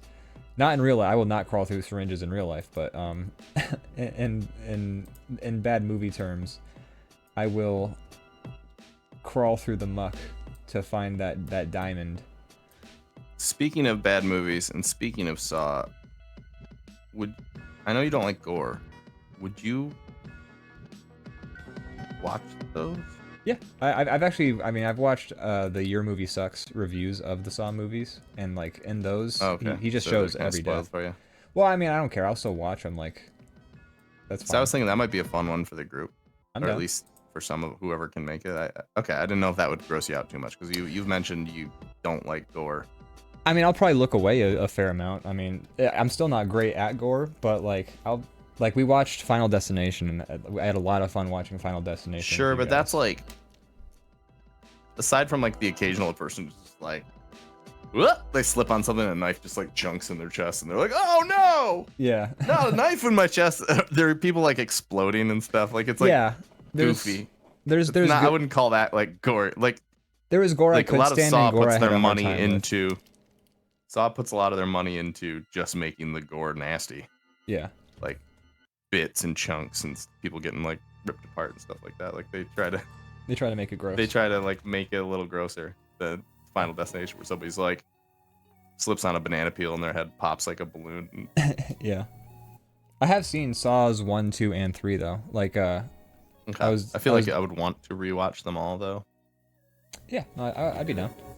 Like Saw 1 is actually just a great movie in my opinion. There's actually like little to no gore in Saw 1. It's all implied violence. Or it's mostly implied Yeah. violence. But I saw Saw, so like I was when I first went to college, like we were doing a movie night and they were like for some reason for the new students movie night thing, like as like a like, hey, welcome to the dorm. Let's like RRAs. weird. That's a weird hosting movie choice. night. So they're like, we're gonna watch Saw 1, 2, and 3, but they didn't have Saw 1 for some reason. Like they didn't have the DVD available, so we just watched Saw 2 and 3. And I was like, those are the gory ones. So I've seen Saw 2 and 3. And then That's a we weird watched. thing to like, Yeah. hey, we're all just getting it. What better icebreaker than watching people get disemboweled together? Yeah. But we did see Saw 1 eventually, and Saw 1's a banger. I think Saw 1's a really like legitimately scary movie and good. I think Saw one's pretty good. From what I remember, I remember liking it. My dad Zone Dog says my dad randomly ended up at the theater by himself seeing Saw and walked out. That's funny. He's like, well, this is just, I don't know. This seems unnecessary. I don't know why they did all this. There's a lot that I have to ask how that turn of event, like that sequence of events played out. Like, so he went to the You movie thought it was a theater- movie about carpentry. Yeah. I came to see Passion of the Christ, which is a completely non-violent movie. And then I saw Saw. Oh god, I saw Saw. I saw Saw. I didn't want to see Saw, but I saw Saw. I didn't want to see Saw, but I saw Saw, and then I seen it. Leviathan Denses Hydrate, by the way. Oh.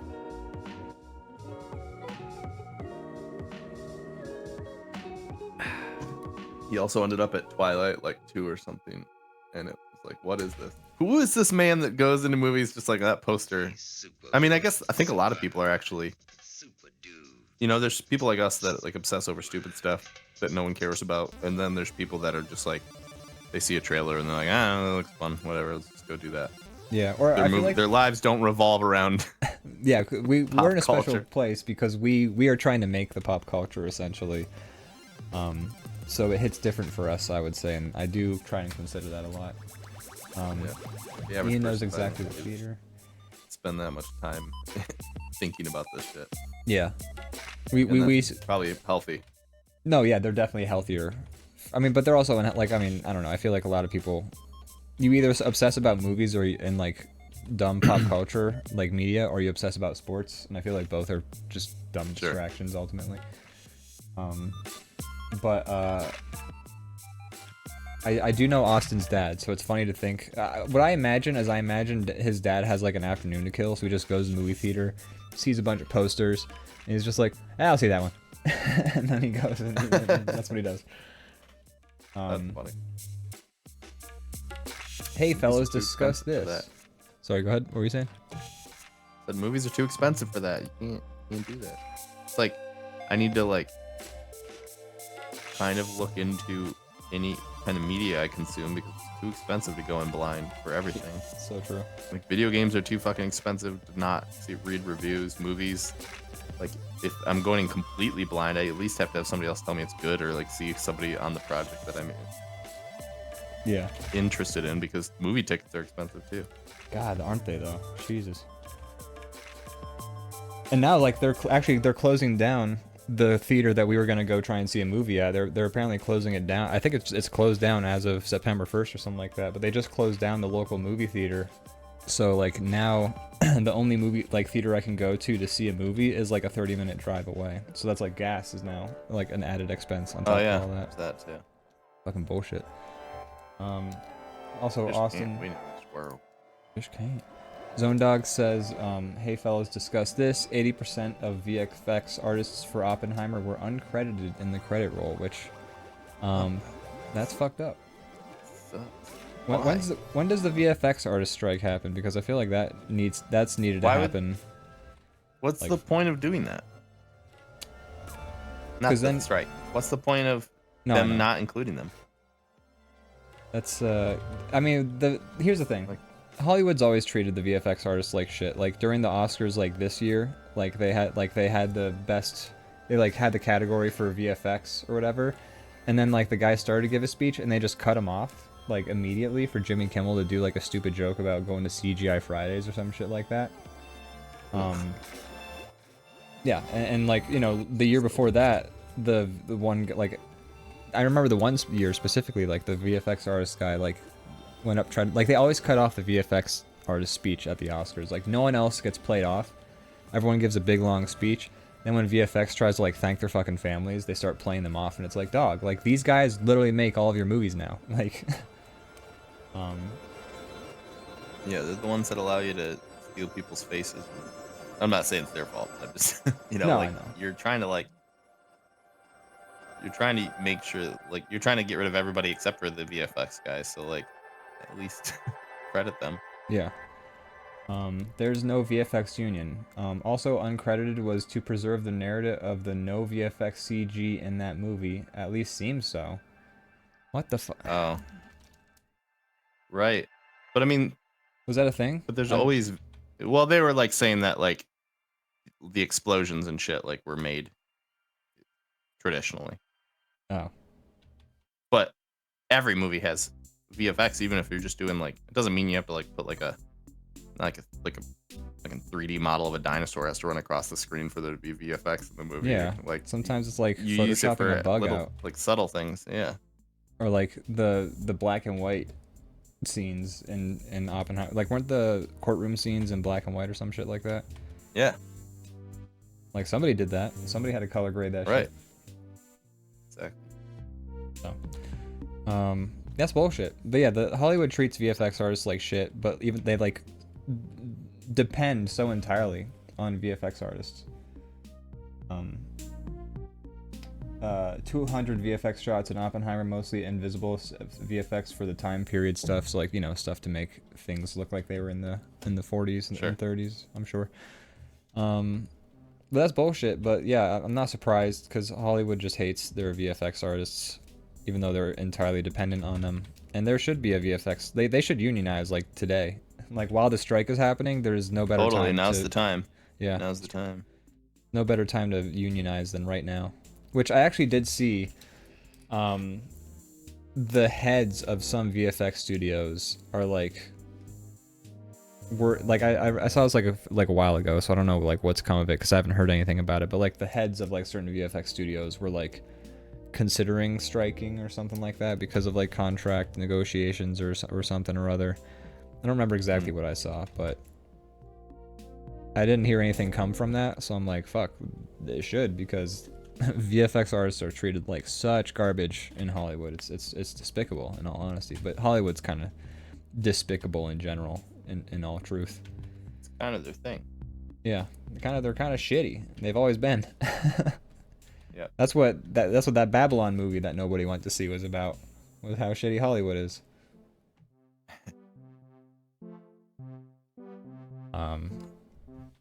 But yeah, that's a bummer. That depresses me, but I'm also not surprised. It's like the credits are for the creators of the movie. Yeah. Nobody's, unless it's like some stupid Marvel thing, like nobody's sitting through those. Or I mean, most people aren't sitting through those. No one's I even won't say looking at nobody. the credits when they sit through them for the Marvel movies. So just give them to the people that worked really hard on to make your thing. You know, like you use those credits to be like, hey, I worked on this, and then you can get hired from that. Yeah. Oh well, guess what? Oppenheimer got beat out by Barbie, and Barbie probably credited their VFX artists. So. Yeah, probably. Guess what I'm trying to say is suck a dick, Christopher Nolan. And I have don't- Hans Zimmer score it. Yeah, I have nothing against Christopher Nolan in general, but that is shitty. That makes me like him a lot less. Yeah. Makes me glad I didn't see Tenet. You really showed that guy. Yeah. Oh, Christopher Nolan was like looking at those box office numbers. He's just like, "Ugh, we haven't gotten Tenet Ian actually- to watch it yet. Fuck. Tenet actually, the credits play first in that movie. Because it's like palindrome sort of movie. Yeah, I actually don't have no idea. Oh, were you making a I joke? think there's a lot of scenes that are like in reverse, so I was doing a bit. I Oh. don't actually haven't seen it. I don't know anything. I could be Okay. wrong. I I believed you. bailed on that really fast. I believed you. I was like, oh yeah, I believe that. Yeah. But also, movies used to have like an opening credits, and I kind of miss. Sometimes they were a big waste of time, like The Outsiders, which is an old ass movie. But The Outsiders. I like it. It's a good movie, but the first 5 minutes of that movie are like a still picture with just names, and I'm like, okay, guys, like, come on. I don't mind opening credits. I don't know. I like it when it's done stylistically in like a interesting way. Yeah, no, If I it's love. just names on a flat screen, then I'm like, all right, this wasn't necessary. But if Yeah. you can do it in a fun way, then bring it I on. never complain about James Bond movies because they have a great opening credit sequence all the time. Like, Yeah, they're well, always- they get a full like animated sequence, which is always cool. Yeah, and that shit's fun. There are some movies that have done opening credit sequences. It's very rare nowadays, but I've seen one or two happen. I can't think of them off the top of my head, but I was like, that's fun. That's good. Tarantino does it almost every movie because he Yeah. he has like a boner for like the 70s or whatever. But Deadpool kind of did an opening credit sequence, but it was like joke credits because they were like, it was a cool opening credit sequence, but the actual credits were like some director you don't know, that famous right, actor right. you saw, and it was like things like that. But it was a fun sequence I regardless. recall. Quentin Tarantino does great opening credit sequences because, you know, he likes classic movies and it's more of a classic movie thing. But I think we should bring him back. I think opening credit sequences that are fun, not like The Outsiders where it's a fucking image and names for 5 minutes. But like fun opening credit sequences, we should do them again. I think they're a lot of fun. They kind of like I see them pretty often now. People, Yeah. it's in style again. okay. Let's make an oh yeah. Opening Fight Club has a great opening credit sequence. But yeah, I haven't seen a lot of them. But if they're making a comeback, I'm happy to hear that because I mean. I see it a decent amount now, at least. Is all Okay. I'm saying. Like, it happens fairly often. But, I'll have to keep an eye on but it. yeah, I like it. But yeah, I think when they're done right, they're super fun, and like they really help you kind of, like I feel like a lot of movies, when you sit down to watch a movie, it's different than watching a TV show because it's a more full experience. You're kind of like going in, like for a longer period of time to come out fulfilled, in for lack of a better term. And like having the opening credit sequence helps you kind of get into the mindset of like, oh boy, we're watching this movie now. Kind of makes it more momentous, you know? Yeah, I agree. And also, it kind of like it lays out some of the like top billing, which also I think can get you excited for certain movies and certain actors. If you Yeah. like, if you're a big fan of somebody and you see like, you know, I don't know, dropping their name in like some kind of like. The opening credits I like, 'cause there's some good music, there's some good visuals, and it's showing who we're about to like see for the next 90 minutes or so. And I don't know. Yeah. I like it.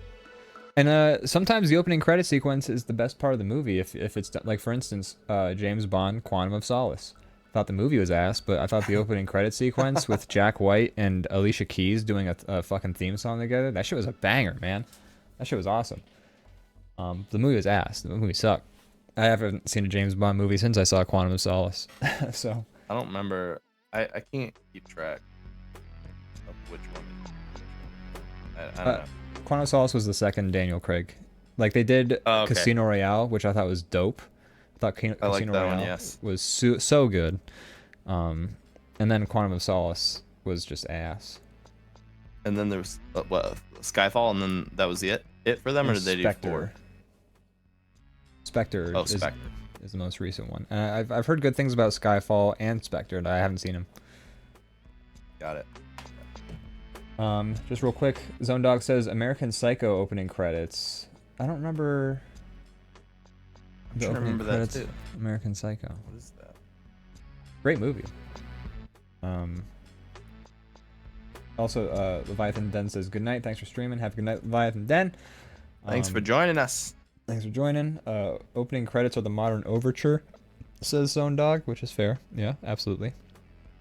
Also, opening credits have gone away, like kind of for the most part, gone by the wayside for TV series, but that I'm more okay with. You know. Oh, and then No Time to Die was the last James. I didn't realize that No Time to Die came out yet. I guess it must have, because like the pandemic is quote unquote over, even though it's coming back. Yeah, I'm out of the loop with that, I guess. I don't know. I guess so. Yeah, I guess it was. So Daniel Craig James Bonds were Casino Royale, Quantum of Solace, Skyfall, Spectre, No Time to Die. I think that's the ones. Sounds about right to me. I don't know. What am I, some kind of James Bond knower? Hey. No, I'm not. I know. I know. There's like 36 of them, but I would love to do a James Bond movie, bad movie night thing sometime. Like, we call it bad movie night. Now it's just movie night essentially, but kind of have to throw Yeah. the bad in there. Some of them, I mean, once we get through the, which Bond is it where there are kind of bad movies? Roger Dalton, I think is the one. Roger Dalton. Yeah, they're pretty goofy. There's like cartoon noises and weird shit, and like Yeah. it's a goofy Bond. Wasn't the original Casino Royale like a parody or something like that? And like also there's like a Casino Royale that came out that was like a James Bond movie. The James Bond. Okay, no, you know what? Okay, I'm kind of combining. Her Majesty's Secret Service had a James Bond who that movie was a legit James Bond. Where you also meet James Bond's parents, but it was so bad that they removed it from the canon, and that guy only ever I'm John played. Bond. Yeah, and that guy only ever played James Bond in that movie. And then there was a Casino Royale that came out like in the 60s, but it was kind of like a parody of James Bond movies. And I don't know if it was actually an Oh. official James Bond. But I think they had the name James Bond Casino Royale in it. All right, I didn't know that.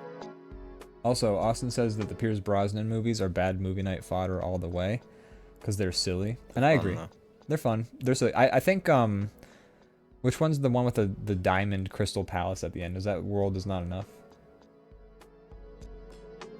But yeah, I now that you're like naming things from them, and I'm like, oh yeah, those are silly movies. Yeah.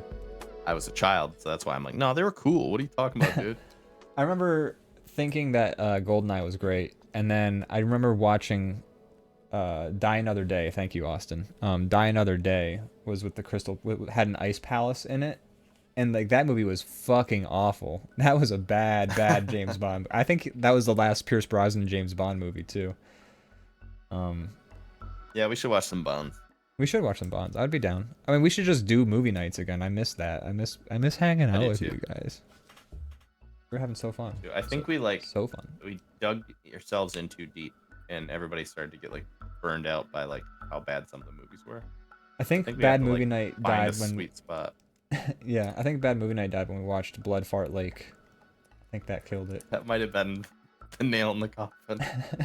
There were other blood fart lakes though. That's Yeah. that was the one, but there were others like it. I think we actually like officially like we kind of like really like fell off after Monster Hunter. Oh yeah. I I don't. don't- We turned it off. We didn't finish it. We never finished Monster Hunter. That movie was. We should finish it. Just We haven't done that for many movies. Where no, we're we just like, done. okay. We sat through the murders at Blood Fart Lake, and we watched all of that, but we didn't finish the Monster Hunter movie. Like that says something. That does. That's an indictment of that fucking movie. I was so mad about the just general premise of turning it into like fucking a war movie when it's like Then it was like fish out of water. Like they didn't even do the monster hunters. Just like, hey, we brought the monster hunter to the real world, or did they bring the soldiers to the monster hunter world? it was a U.S. military isekai, which is I don't know if do you know the term isekai? I don't want to like be throwing terms out. No. Okay, isekai is an anime where the main character goes through a portal and then they're in a new world. So it's like you step through a portal. So Mario Brothers wasn't isekai. Mario Brothers is an isekai, yeah. It legitimately is.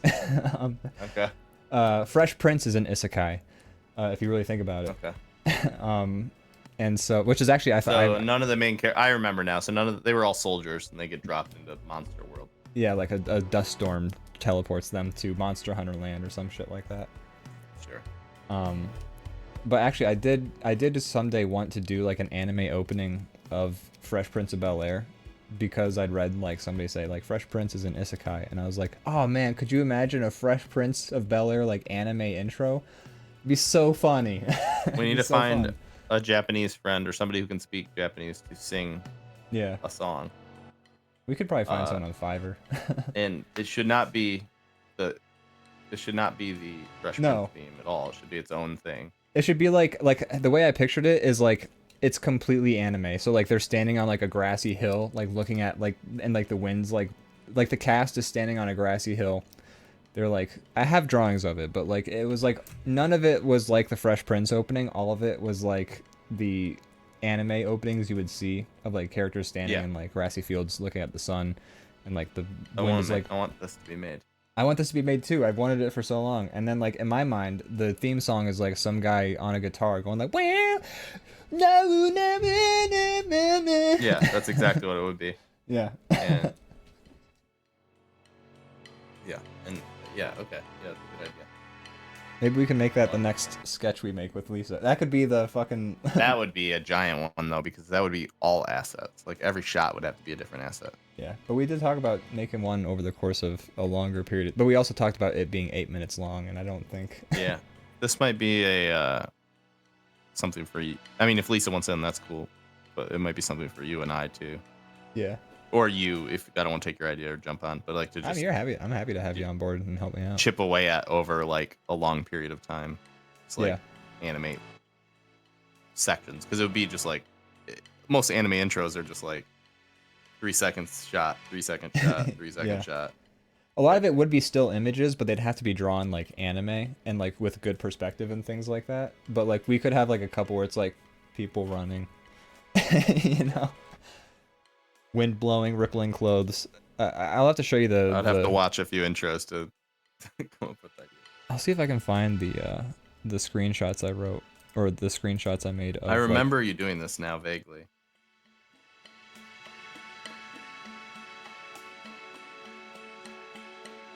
I'm like doing a search. Oh, there it is. Okay, I'm opening the file now. Okay, yeah. I just changed my screen just for the sake of. Sorry, I messed up your Discord thing. No, it's okay. But okay. I got angry one too now. Not that much different. Oh, sick. A little bit mad. Oh, I love it. That looks so good. And his arm goes down too. Yeah. Okay, I hate to make recommendations, but for the arm one, what if you vertically flipped the arm so it's like this, like it's kind of like. I tried that. That was actually what I just did, and then it looked I did really see weird. you doing so that. Yeah. So that's like legit what I've been doing for the last 10 minutes, and then it didn't work out, so I just did this really fast because That's it looked fair. super weird. That's I fair. could That do it, looks but I'd great. have to like redraw it. But I think. So yeah, I got the Fresh Prince one open right now, and the shots first of all, I also wrote lyrics down, like but alternate lyrics that could be then turned into Japanese, but like you would have the subtitles at the bottom. And it's like, heavy is the head that wears the crown, how loud it clatters when you tip me upside down or flip me upside down. But then like it's like a mountain, and I picture it zooming in on the mountain, and it's like the whole cast is like standing there like staring up at the camera or something like that. And then it was gonna be like a bunch of like anime also like references to like things that happen in the show. Yeah. So it's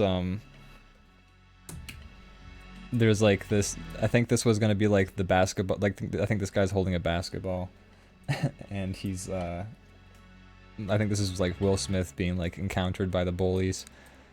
And then like this is the scene where Carlton buys a gun and ends up in the hospital because battles I knew could not be won. Yeah, I was gonna like reference the scene because you have to have like an emotional like screenshot at least in the intro. And like there's that episode where like Will Smith gets stabbed, so Carlton buys a gun, and the episode ends with like Will Smith just in the hospital bed sobbing into his hands. Crying. I remember that one. Yeah. If you don't remember show had that one, such big tonal up and down. it really did. Oh man. Oh, this was gonna be Will Smith riding on top of the taxi cab while the taxi cab driver like yells from out the window. That's super anime. I feel like. So take me away to some faraway place. I may be outclassed, but I refuse to stay in my place. And that's the one sister's like boyfriend when he jumps out of the airplane. Because like you know that episode where he goes, he's gonna propose to the one family member. I forget her name because I haven't watched the show in so long. Anyways.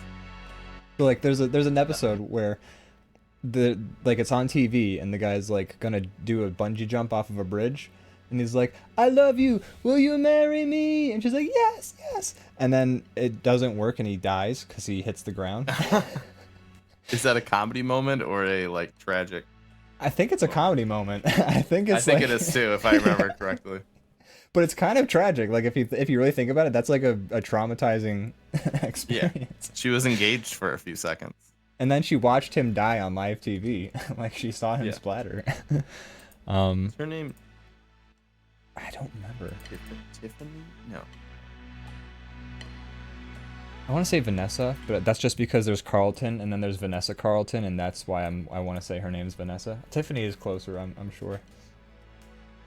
Oh, Hillary. This is Hillary. Thank you. Yes. This is the scene where so yeah, okay, this is going to be the scene where I think Will Smith cries into Uncle Phil's arms. And then this was the scene where Carlton has the gun and Will Smith is like and you can see the dramatic angle. And then this was going to be everybody just like having a good time. And then yeah. But yeah, I want to do the Fresh Prince Isekai opening sometime. Great. That'd be great. Yeah. Ian, Brandon, do you have anything to plug? guys, go watch Draw Bomb. We have a bunch of cartoons on the main YouTube channel. We also have if you click the channels button in the Draw Bomb thing, it says Draw Bomb Plays and Draw Bomb Live. On Draw Bomb Live, you can watch every episode of this very show you've just watched on YouTube, trimmed down a little bit so you don't have to watch the opening waiting soon screen and you don't have to wait for the be right back screen to be over. You can watch every episode we've ever done, aside from the ones I forgot to upload and that are gone to the ether. Here, relive all of our embarrassing moments. There you go, Brandon. Thank you for sticking your head in there.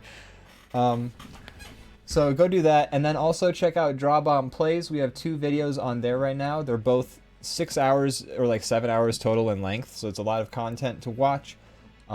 It's Brandon Plays VR, and then it's also Matty F Plays Heavy Rain, and then I've been uploading YouTube shorts of those to help with the engagement. Go check Maybe those I'll out. play some more VR soon. Yeah, Give you you might- some more resources. Please do, so that I can record them and then I can turn them into more Draw Bomb Plays content when I have the time, which it takes a long time to make those videos, but I would like to continue. Not that you have to do it, but did you ever edit episode or Half-Life 2? I don't think so. I have not. I got it started, but I never I haven't I don't finished blame it you. yet. It's a lot of work, but I was It's a just lot. curious. I was like, I don't remember seeing that. I really want it though. Like if I knew that like I didn't need to have money, I would totally do that. Yeah. But I'm very busy. It would I help feel like if we I'm got trying monetized. not to drown here. I'm Yeah, that would in help. Too deep. I'm trying to keep... Well, you just plugged everything I would have plugged, so I don't got anything. Oh, I'm sorry. Should I have saved some No, for you? no. You did so well, and honestly, like, you can do that every time, so that I don't have to say anything. You know what you should do, Brandon, is you should get some things that we can plug? plug for you, like paper bag. Yeah, that's true. I'll work on that. Start making stickers again. I need to come up with some other stuff to make because stickers aren't worth Price? The cost doing business. That's fair. Pretty much That's- just break even because you're like, you make a few bucks, but it's not. I don't know. It's Yeah. not the play. I'm gonna figure it out. That's fair. Yeah, I'd love to see you guys Steal Zach and Izzy's idea and make T-shirts. Not bad. Hey, make some Draw Bomb shirts. We can finally sell merch of the show. I think I'm gonna make some Draw Bomb stickers regardless because they are cheap. It won't really be like a big deal for me to make them. And then if we have some people that want some, Oh, true. that one's easy peasy. That'd be cool. I just don't want to like lose money, you know. Oh, 100%. I don't want you to lose money either. But anyways, Cool. Thanks, man. thank you. That was fun. We're back. Have a good night, folks. Thanks for watching. Make sure you check out Draw Bomb and Draw Bomb Plays and Draw Bomb Live on YouTube, and follow and subscribe and tell your friends so that we can eventually get monetized, so that this can pay us money eventually after like 5 years, and then we can keep doing this. Bye. Thanks, Crazy Kyle. Thanks, Stone Dog. Thanks, Leviathan Den. Thanks, Jastroboki. Thanks, Swanif. Swanif. Everybody. Was Xenoots was here. Leviathan. You already said those. Leviathan guys. Den, Xenoots. Yeah. Oh God. Almost Draw made it. Bomb Brave air. mentioned something in the looking through the thing. Yeah, okay, that's everybody. Okay, bye. Thank you, everybody. Bye. Bye. Bye. Bye. Bye. Bye. Oh, I didn't even ever change to the Draw Bomb is recorded live. So let's get 2 seconds of that. Now we're gonna go. Bye. Bye. Bye. Bye.